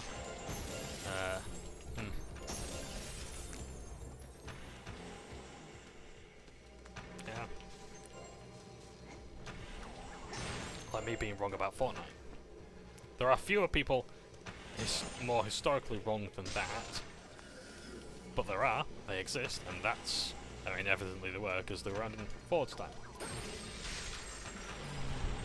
And it goes for D&D as well, like a lot of this material is playtest material. And when you actually play it, it's fine. Have I played it myself? No! But I'm a reasonable person. Yeah? Most of the time. Granted, some of my opinions are outlandish, but, you know, I think my tone is reasonable. I think my ideas are somewhat reasonable at times as well. But, yeah, like, D&D... 1 D&D at the moment seems fine. It's not going to be grand, it's not going to take the world by storm. Oh, no. Oh, it closes the door behind you as well. Normally, I'd be freaking out right now. Let's do this one. Desperate to get underground. But for some reason, I don't feel that bad. Maybe that's because you're already underground. Hey, you're right. Should I explore below ground? I mean, we are, but...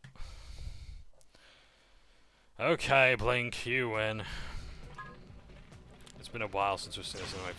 So for the -2 people who like this, they can enjoy this, I guess.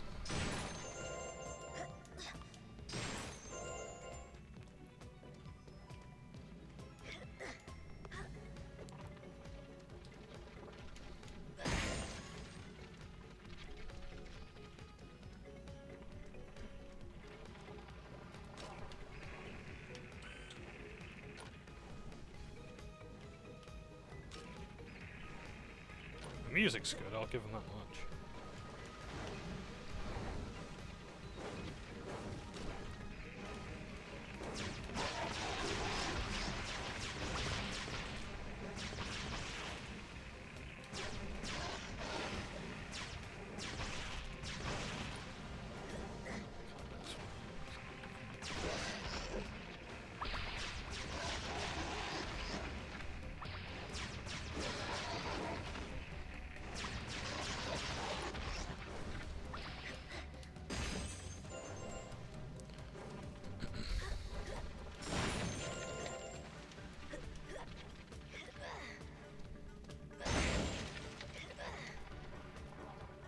Aha! I need a bomb! How do I get bombs? Fuck should I? Unlikely to be over there, so we've got to go here with this.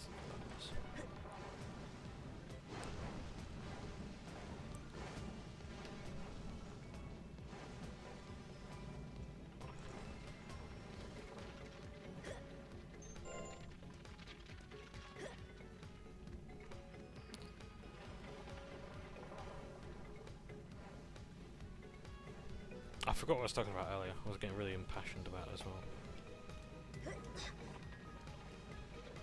Yeah, 1D&D. It's looking pretty good. I like the idea of like there being simple backgrounds, like you were once a farmer, you were once a guard, you're a cultist. Here's your here's your proficiencies. Here's the feat that you can kind of look again, or you get these extra proficiencies, you get these extra languages. I think that's really neat. It sort of began with like Strixhaven, the sort of like people call it the Harry Potter expansion unoriginally. I mean, it is that if you're fucking 4 and you have the essentially the discourse ability of a toddler. But no, it's like a magical college, and I appreciate the comparisons. But oh, shit, I really should. I don't know why I'm bothering with the crates anyway. Can I actually leave? Oh, never mind then. I can just do that. Fuck me. Just die. Fucking die. Right.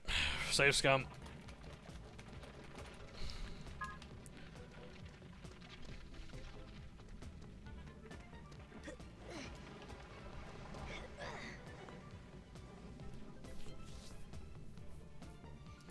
So, yeah, it's like it looks pretty good. Yeah, so it began with like the whole feats tied to backgrounds thing began with.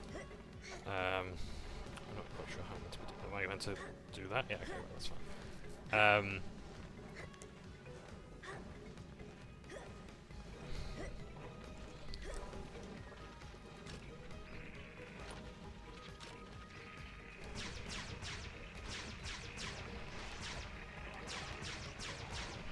Try to shoot the bats as well because they're in front of me.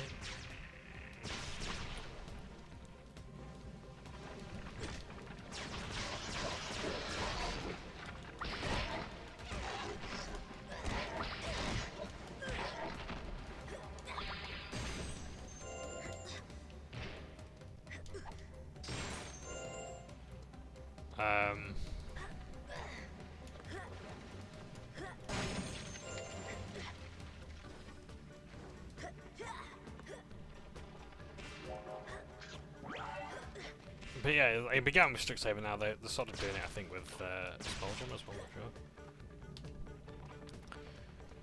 sure. Excuse me, my throat's getting sore, as you can imagine.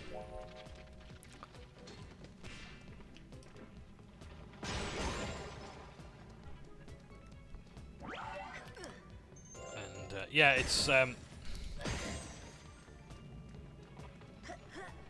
But yeah, I think people are looking for a new edition because honestly they're not impressed by the quality of the books. Then again, neither am I.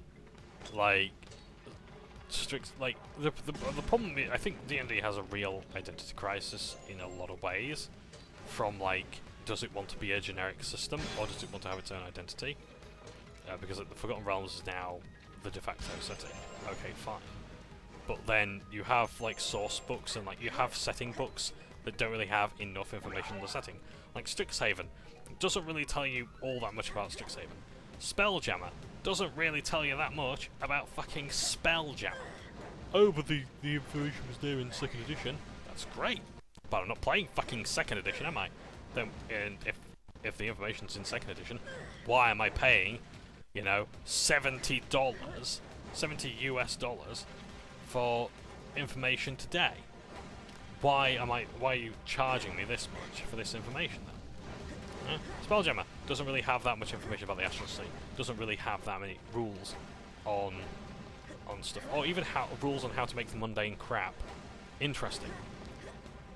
Yeah, that's the hard part, and they're not doing that. Like Wild Beyond the Witchlight, the adventure about the Feywild, doesn't really give you that much information on the Feywild. Yeah, it's billed as an adventure book, but there's not much adventure there. You know, it gives players more information, but it's a book for DMs. Strixhaven is a book for players, but it gives more information for DMs on running adventures in Strixhaven. Spelljammer is like a book for all, for like both players and DMs. But what fucking good is that when the information is equally crap for everyone? You know?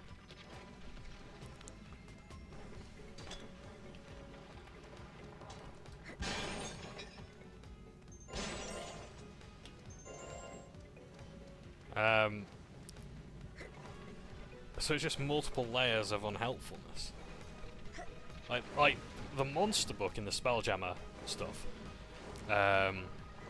Astral Menagerie, or whatever the hell it's called. Apparently, that's really good. The content in that is seen as really good. I'm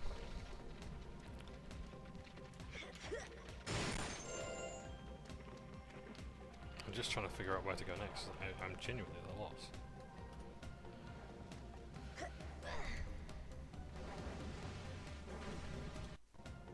Okay, right. Okay, plan B. Try and land there. Is there anywhere else that looks like I can explore?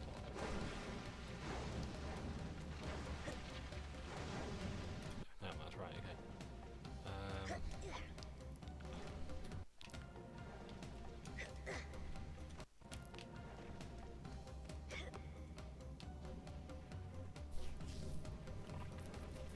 So it mentioned clawing abilities, so hopefully that means I need to go this way. Ah, okay, yeah, because I need to go up there next. Okay, right, gotcha.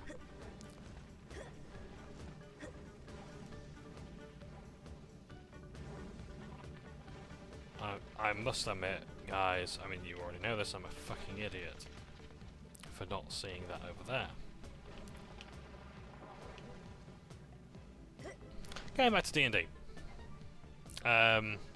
Yeah, it's like the books are not of that high quality, and like people are really not looking forward to Dragonlance, you know, which is like one of the bigger settings of D&D, and like they're really not looking forward to that one, just because like how light on content it'll probably end up being. Ah, so yeah, that's where I'm meant to go. Okay, gotcha. I see it.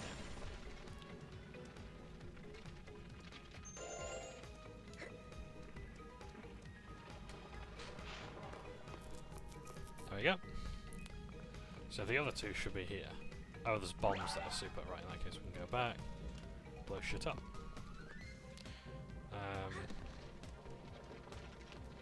Whatever shit there was to blow up.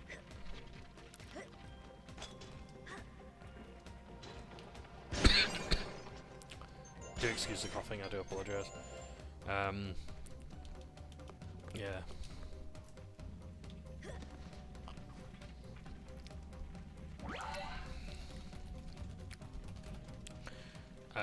Yeah, it's not looking good for D&D. It's really not. Like, the player content has been pretty good, but like originally one of the worst perceived books, Sword Coast Adventurer's Guide, is now looking one of the one of the best ones, and that's not good because like that has a ton of player options. for adventuring in the Sword Coast. And it's a player's book that gives you so much information on the Sword Coast, which you would expect from a book called Sword Coast Adventurer's Guide. Skag. I know, unfortunate name. But that is better at like a lower page count or whatever. And I think it's like D&D's obsession with like the page count.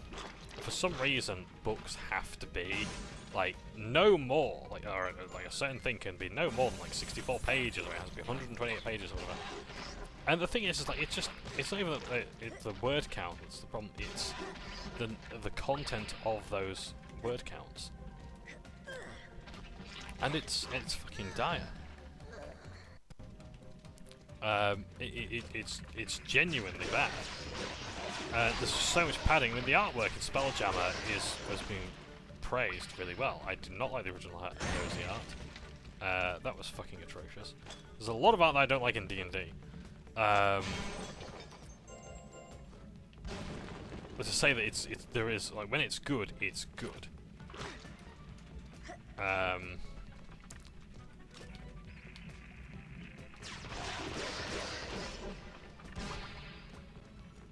But when it sucks, it's pretty dire. But there's so much they could cut out. I wouldn't mind like an official like art of D&D book. I really wouldn't. If I think there are, I should get them. But then again, I'm actually trying to cut out the amount of books I own that I don't read. So yeah, and art books are ones that I don't really read a whole lot of.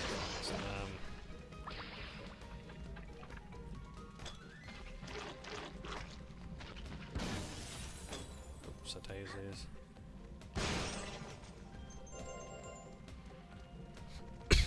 So yeah, it's something I may consider, but just yeah. But yeah, the content of the books of D&D is sorely lacking, and they're charging a fair bit for them. And it's just not working out anymore. So I think a lot of people are just gonna keep on skipping D&D. I think they're gonna see a massive drop in sales soon. Like, the novelty of playing D&D because of Critical Role, I think, is steadily fading, yeah. Maybe that's just me, you know, because I didn't get into D&D through Critical Role. Critical Role's good, but I've lost a lot of interest in it. And,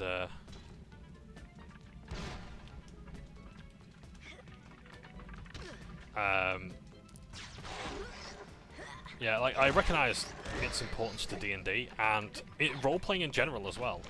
Like, if D&D's not doing very well, there's a good chance that the entire role-playing scene isn't either.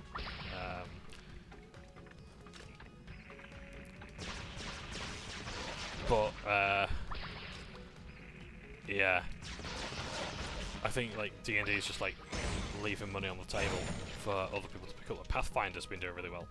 I think Cyberpunk has been doing really well. A lot of other RPGs have just come along and eaten D&D's lunch because they're willing to put in the effort for the word count. Like, Spelljammer was like really light on features. It was terribly light on features.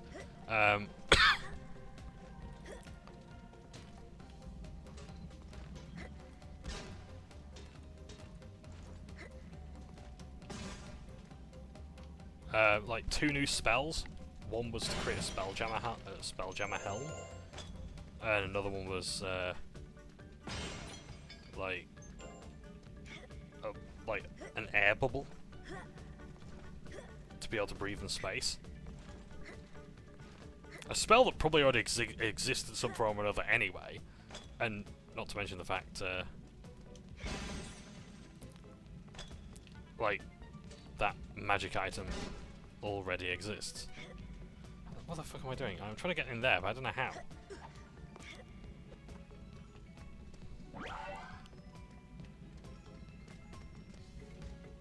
I think after this I will have to call it quits, because I need to, because Dead won't be long, I think, so. I could have just done that, couldn't I? Yeah, I'll do the other one as well for the light gem. Might be a bit quiet though. Oh shit.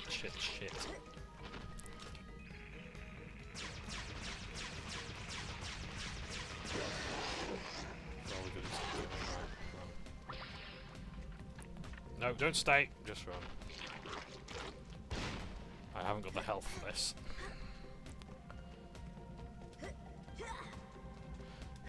So, yeah, so like... I just don't know what to do really with D&D stuff. Like, I'm going to buy the Legendary Bundle on D&D Beyond because my group can use it. My DM can use those magical items. If not for my game, then for the other games that I am sharing the content for anyway, no extra cost. Because if I can share them with my group, I can share them with other groups as well. And it's a really good thing as well. It's not like one of those subscription services where like you're limited to how many people you can share it with. No, you can share it with as many as you like. It's not like, great, I'm soon gonna own all the books. Might as well let other people use them. And so like if a magic item doesn't appear in my game, it'll appear in my DM's other game. So that works out quite nicely.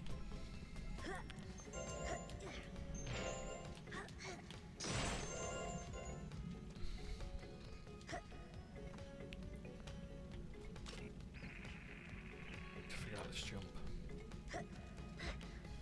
Yeah, I knew that wasn't gonna work, but fuck! Made it. Right. So that just takes me downstairs, so...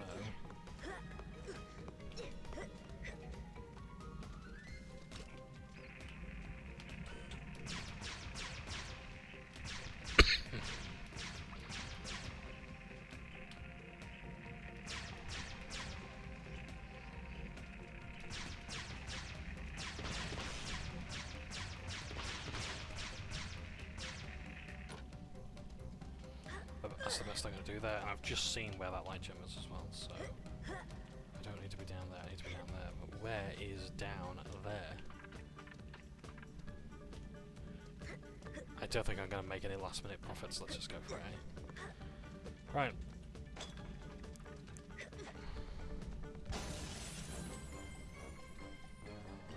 Nice, super. Right, okay, in that case we're just going to do the light gem bit now. I do apologise for taking so long. We will get this game done soon. Here you go, Spyro. I found you a dragon. I don't know when the next part of this is going to be. It's probably not going to be anytime soon because I've got D&D next week.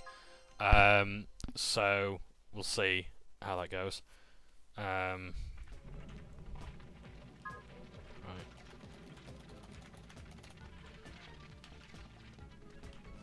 So, no point really looking around. I need bombs first.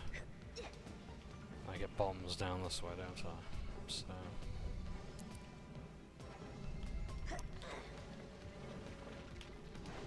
What the fucking hell?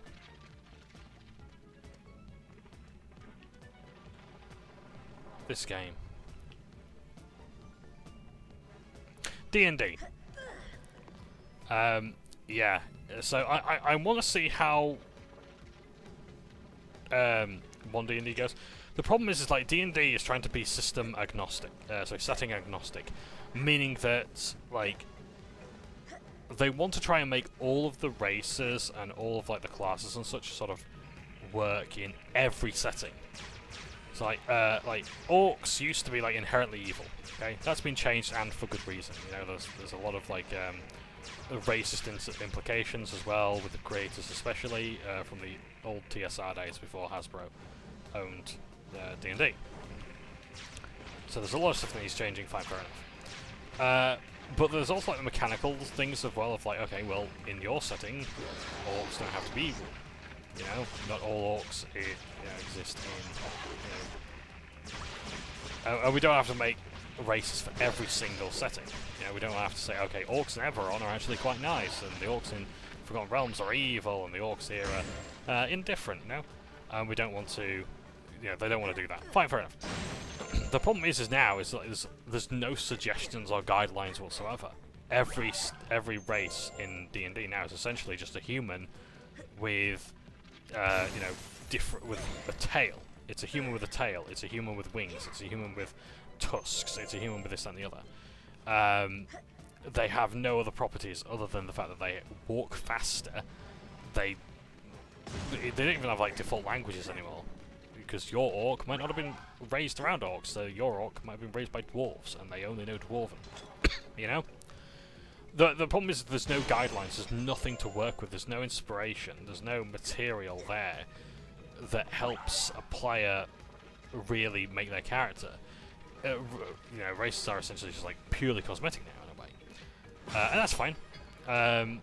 But it does sort of take away from D&D's identity, and ultimately that's what I mean about D&D being a generic system. At what point does it stop being D&D? You know. So, but hey ho, fair enough.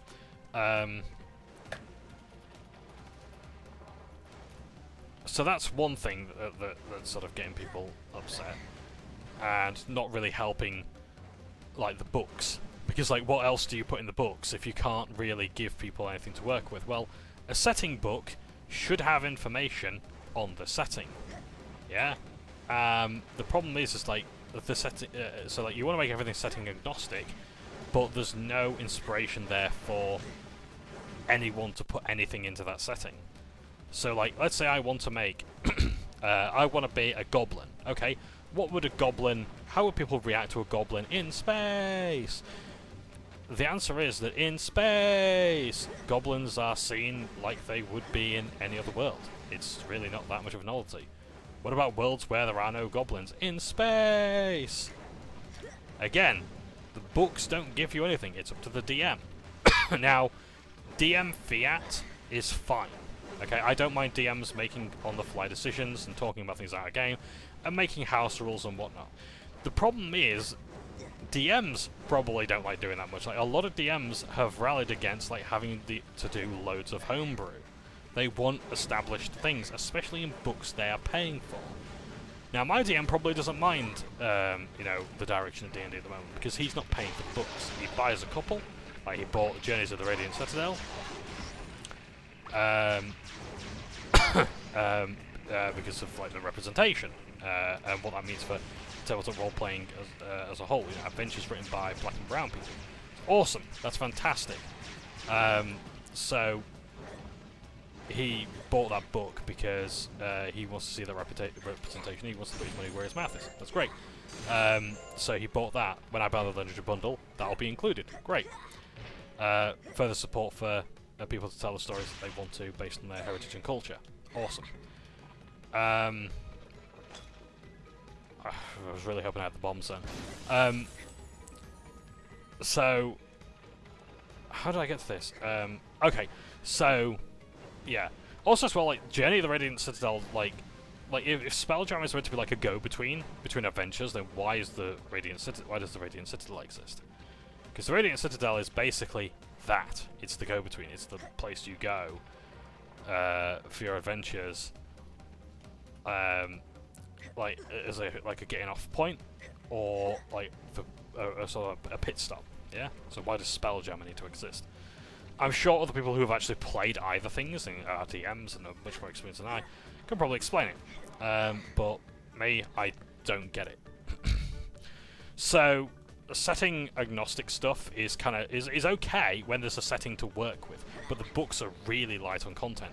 Strixhaven, a player's book, tells you a bit about Strixhaven, but it's not for the. But the thing is, the DM needs that book. The DM needs that book so they can approve it for their game, or they can disallow it if they think there's content in there that doesn't quite work for them. Like the Feywild stuff, that's great for a DM, but the player needs to tear out pages for the player options.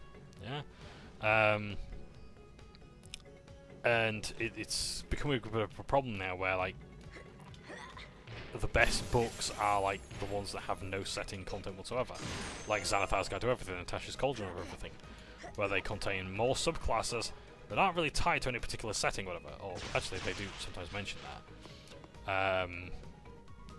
But like those are player options books, and the thing is, those are not very common. Like there's only 2 like that. I mean, there is like the Sword Coast Guide, Adventures Guide, which provides loads of basic player options, but yeah, there needs to be more books like that with greater frequency in being published.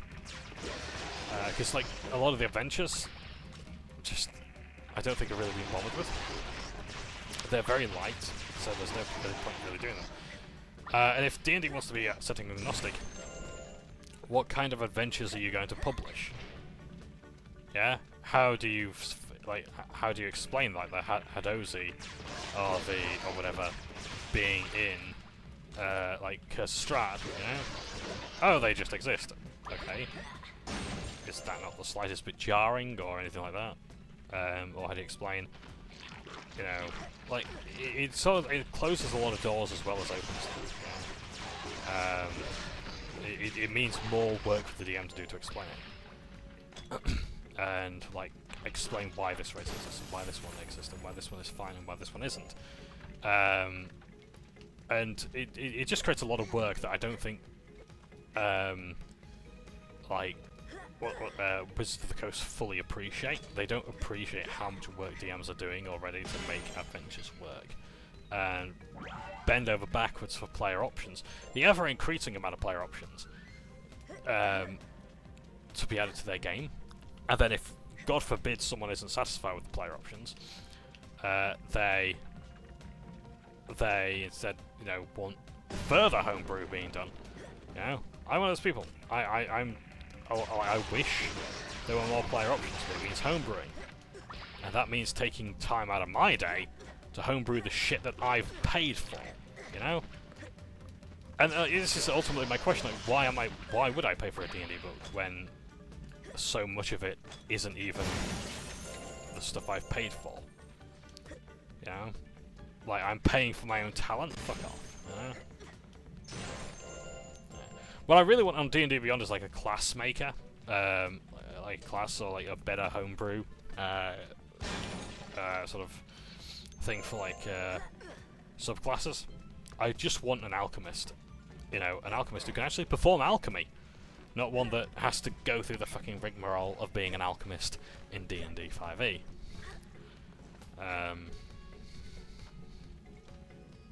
Something fell, and I don't know what. That's somewhat worrying as well, because it might have been important. I might need it. Probably just a pen. Yeah, anyway, so... I don't know what to think of D&D at the moment, really. It's in a bit of a state. I hope it gets better. 1.5D offers a lot of options, a lot of streamlining as well that I'm a bit resistant to, but otherwise think is good for the longevity of the game. Like inspiration. Like bardic inspiration is no longer like roll a d6, roll a d8. It's now you're just inspired, so you get advantage on checks, so you get to impose disadvantage on an enemy check or whatever. If you roll a natural 1, you know, I don't think you even have like crit fumble rules. You now have like, okay, you rolled a natural 1, you're gonna miss. Like, let's face it, whatever you were gonna do wasn't gonna hit with a 1 on a dice roll. But hang on, what am I doing? Right, I think I need to ride that platform up there to get to where. Right, okay, I think I know what I'm doing now. Sorry about this game. Okay, I can't get any more bombs. Right, so I think I have to go through. Wait for the platform to go through there, maybe. There's the railings. That's my ride. Yeah, so,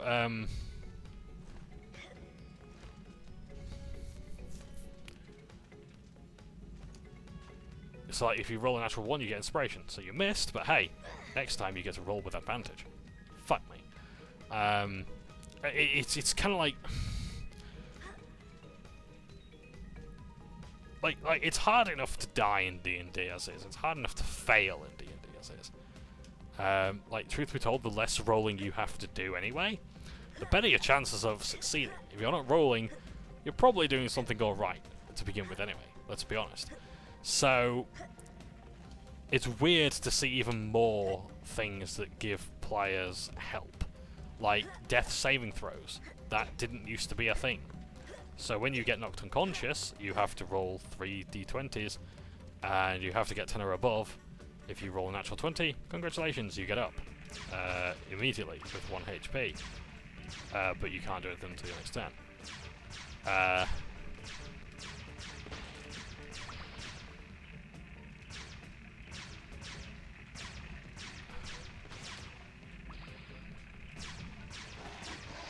If you roll a 1, you get 2 death saving throws. You get 2 failed death saves. And you need 3 successes. You can only have 3 fails, otherwise you die. But don't worry, you can still be resurrected. Yeah, if someone's willing to pay like 500 gold. But yeah, for the resources, I hope to find someone who can resurrect you.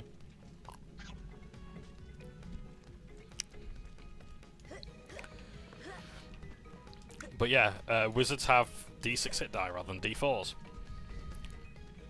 They're fine, you know? I mean, yeah, they can get KO'd.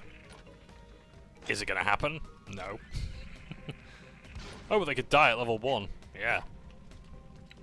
So?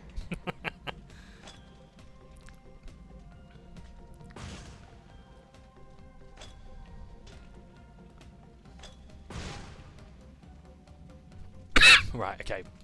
We'll come back here soon. We'll go through here first.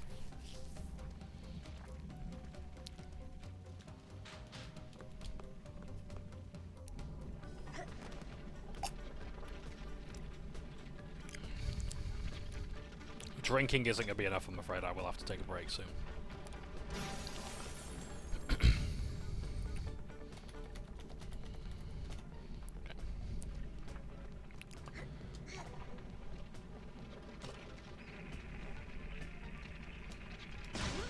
Shit. There's lots of bombs in there. Right, fuck it.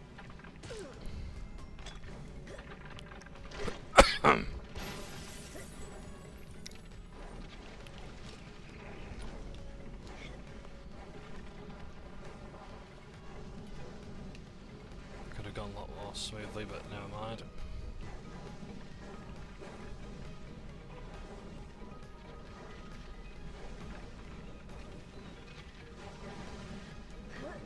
I have to hope I land on something. Oh, never mind.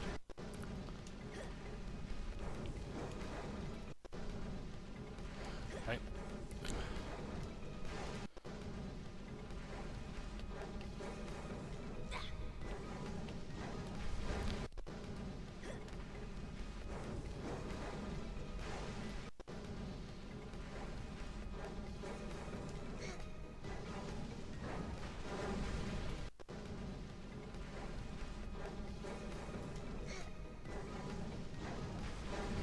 Like, what is up with these timings? I'm guessing I have to look at the floor.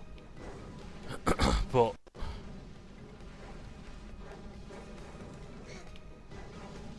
Right. I don't even know if I'm safe here, because any of those things could just come and hit me. I imagine. And I haven't got that much health. In fact, I've got no health. Right, let's have a look through here, just see if there's anything very quickly, and then...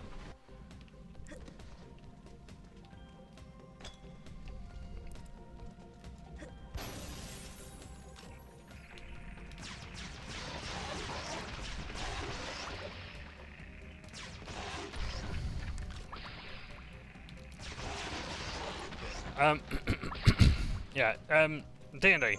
One D&D is looking good, but I'm not gonna lie, I'm not impressed by a lot of the stuff. It's okay.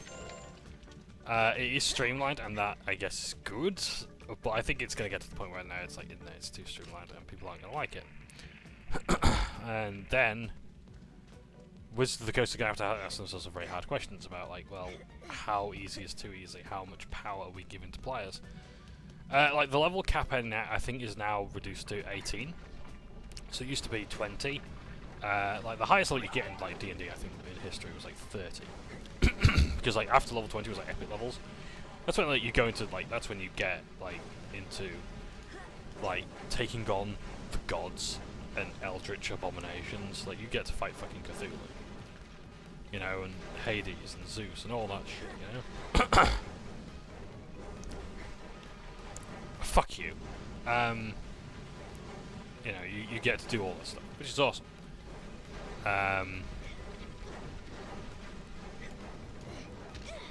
fuck off.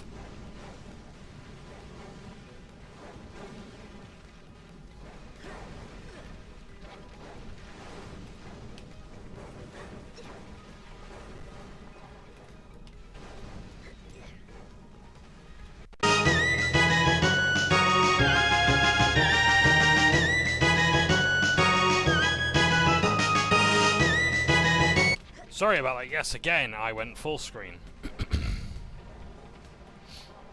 And the game doesn't like me, or rather my camera app doesn't like me going full screen. Almost done now, gang.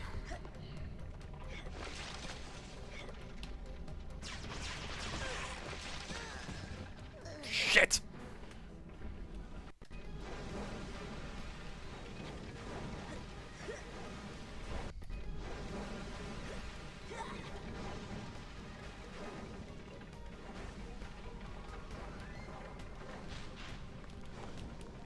So yeah, D&D looking good, but it's got a lot of ways to go. And the thing is that like the best improvement that I could here suggest is just like making it a bit harder, and like stop. Not even making it just harder, just like having some fucking confidence in your product and your players as well. Because like I genuinely don't believe that Wizards like give their players enough credit because because of the decisions they've been making. Like they're worried about players dying. Well, fucking hell, it's D&D. Don't get me wrong, D&D has told stories where death is not the worst thing that can happen to your character. Like Planescape Torment, what we were about earlier. You know, death does not have to be the final thing. Death does not have to be the failure state. But have some confidence in your players, have some confidence in your product, and like, if you're going to make everything setting agnostic, then you've basically just reinvented GURPS. Yeah? And I think people genuinely want, like, 5th edition GURPS. They want, so GURPS is Generic Universal Role-Playing System. Yeah? The biggest criticism leveled against it is the name. Who wants to play a generic game? Nobody! Nobody wants to play a generic game. They want to play a game that actually has some fucking balls. Yeah?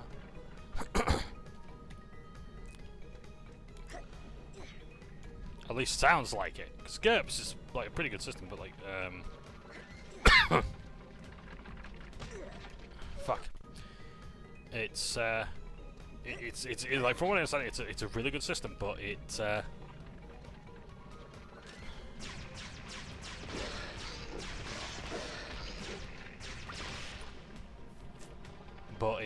like, I think it's because it's so, it can get quite deep, and therefore like people don't like it.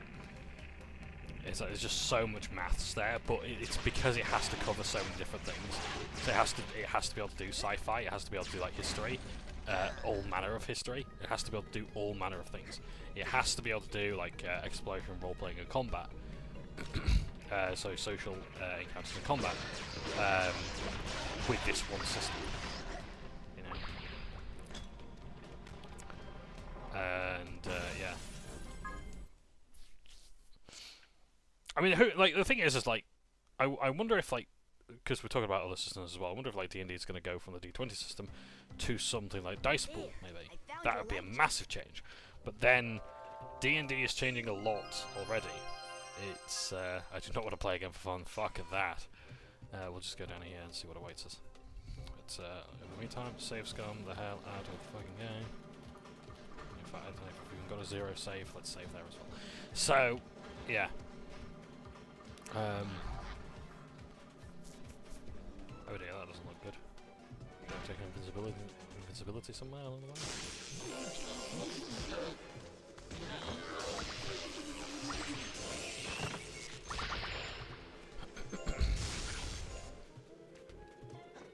So, it's changing a lot, and I don't like the change.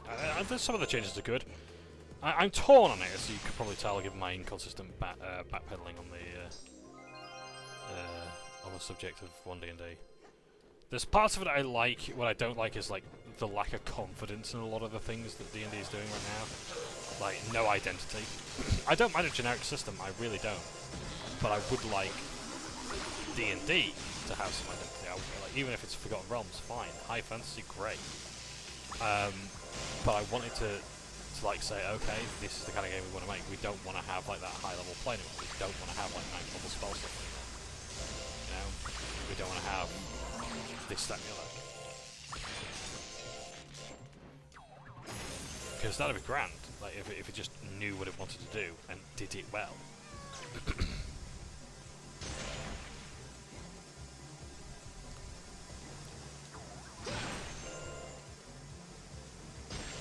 See, this is starting to get scary now because I don't know which way the boss is.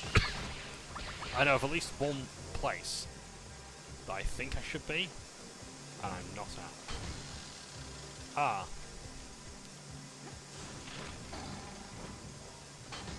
Shit.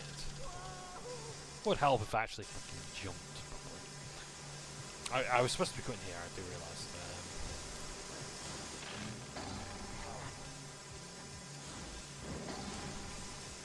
It would be great, you know, if it just froze. It would be fantastic, wouldn't it? If the breath fucking worked.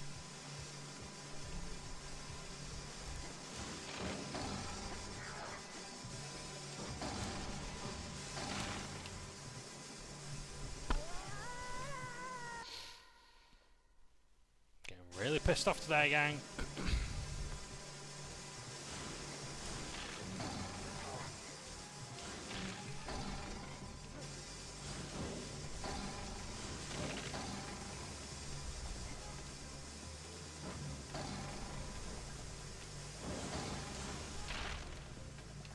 Oh, it froze both of them. I just launched me off as well. Nice.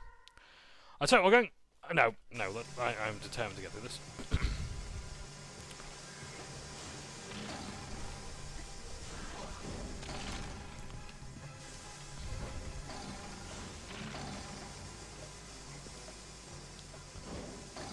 One thing I will say for the D&D players who like are in favour of certain things is like they will just say, why don't you play another system?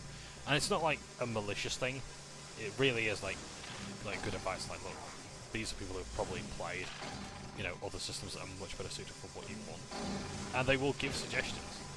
There are places that like vehemently hate D&D, like RPG, the RPG subreddit does not like Dungeons and Dragons very much. Really, in addition, but especially 5th. But they will recommend any other games, even especially just to spite D&D. But I am determined to get through this. But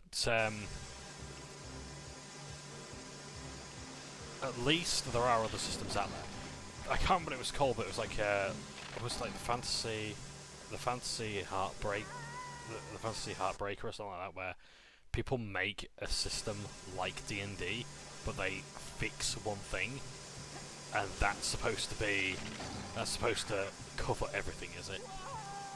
By the way, I'm just demonstrating as well. This is a fantastic demonstration of how crap the tail grappling physics here, or detection is. Again, just doesn't want to work for whatever reason. I do not know.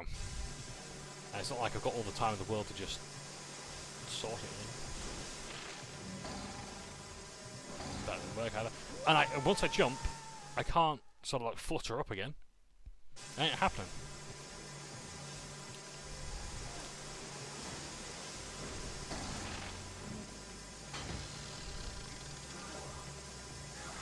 See, I've only got that much time to get on there and do that.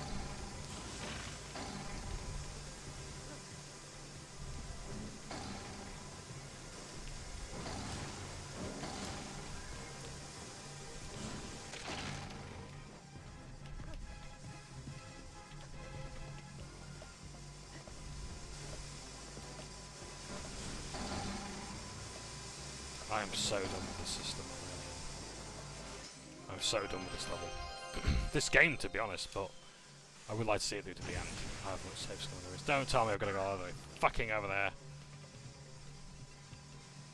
Jesus Christ on a pogo stick.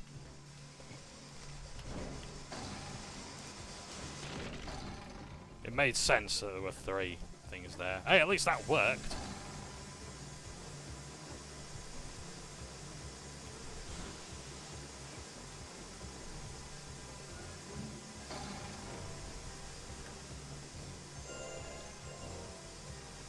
All that for a light gem. See, I don't know where to go now. I guess. What, is this the end of the line then? All this exploration has led to this. I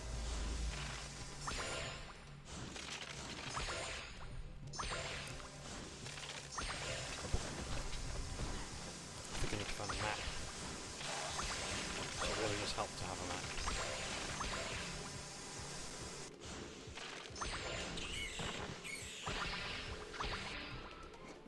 I'm gonna have a jolly time editing this, I can tell you.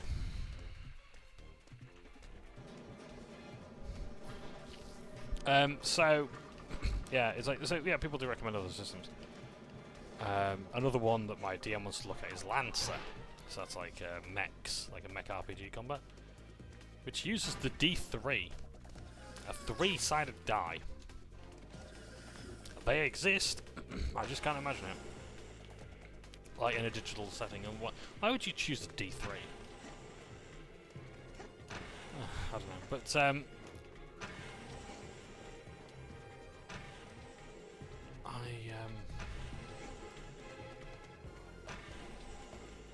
I look forward to playing it anyway. But I love our D&D game right now. I really do. And honestly, I don't think I've got the energy for any more than like one D&D game a week. I really don't. Maybe if I was playing in the weekday, fine. But getting on time to it wouldn't happen. I like the bus times are just so inconsistent, and not as much as both times I get out of work. Couldn't to commit to it. Not to mention as well, I just simply don't see my partner enough to justify playing D&D when I could spend my time something like that. So that's my reasons. There is something up there. Ah, so that wasn't a platform. This is.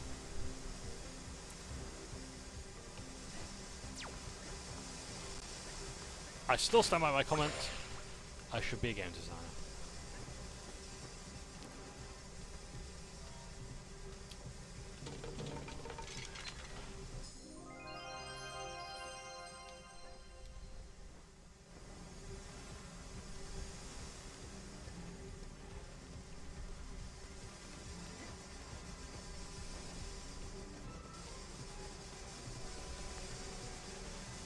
I've genuinely lost where to go.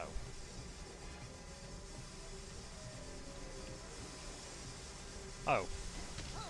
God, I'm fucking stupid.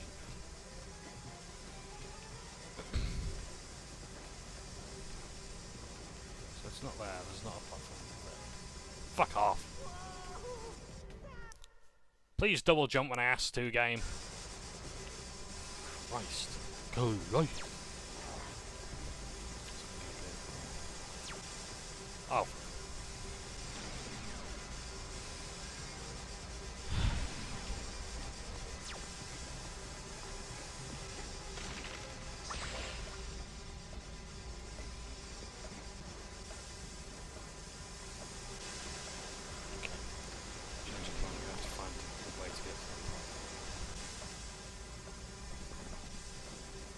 Ah, even better.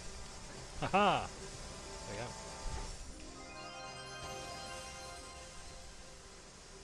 I think that's something.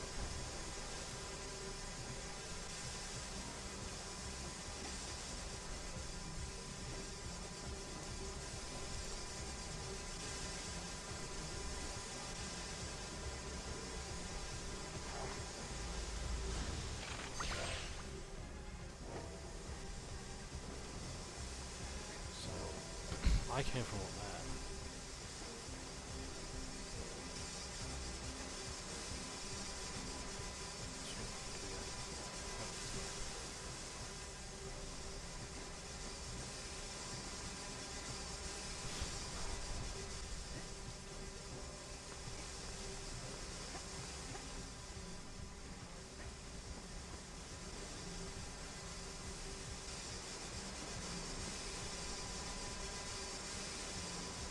Go back.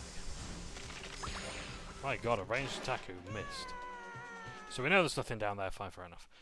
So where do I go now then?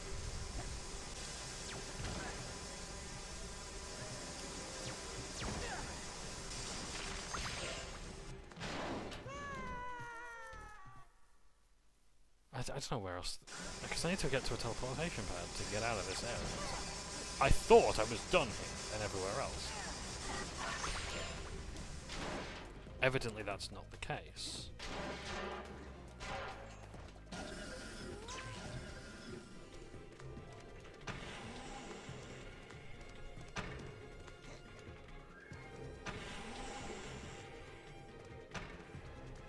This area seems like there's a lot of effort put into it.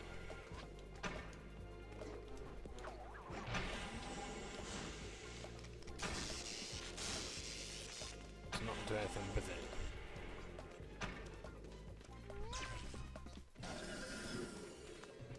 Just to lead through here.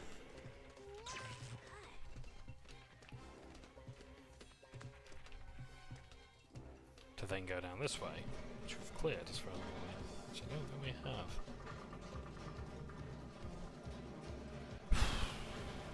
This is it, gang, I'm afraid. There ain't much more interesting than this. I mean, we've uncovered a lot of the map, and the video started out alright talking about Disney.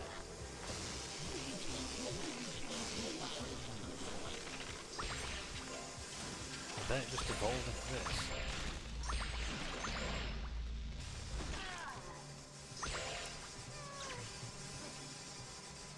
Oh no. Oh Christ. No, not down there. There's no way we go back down there.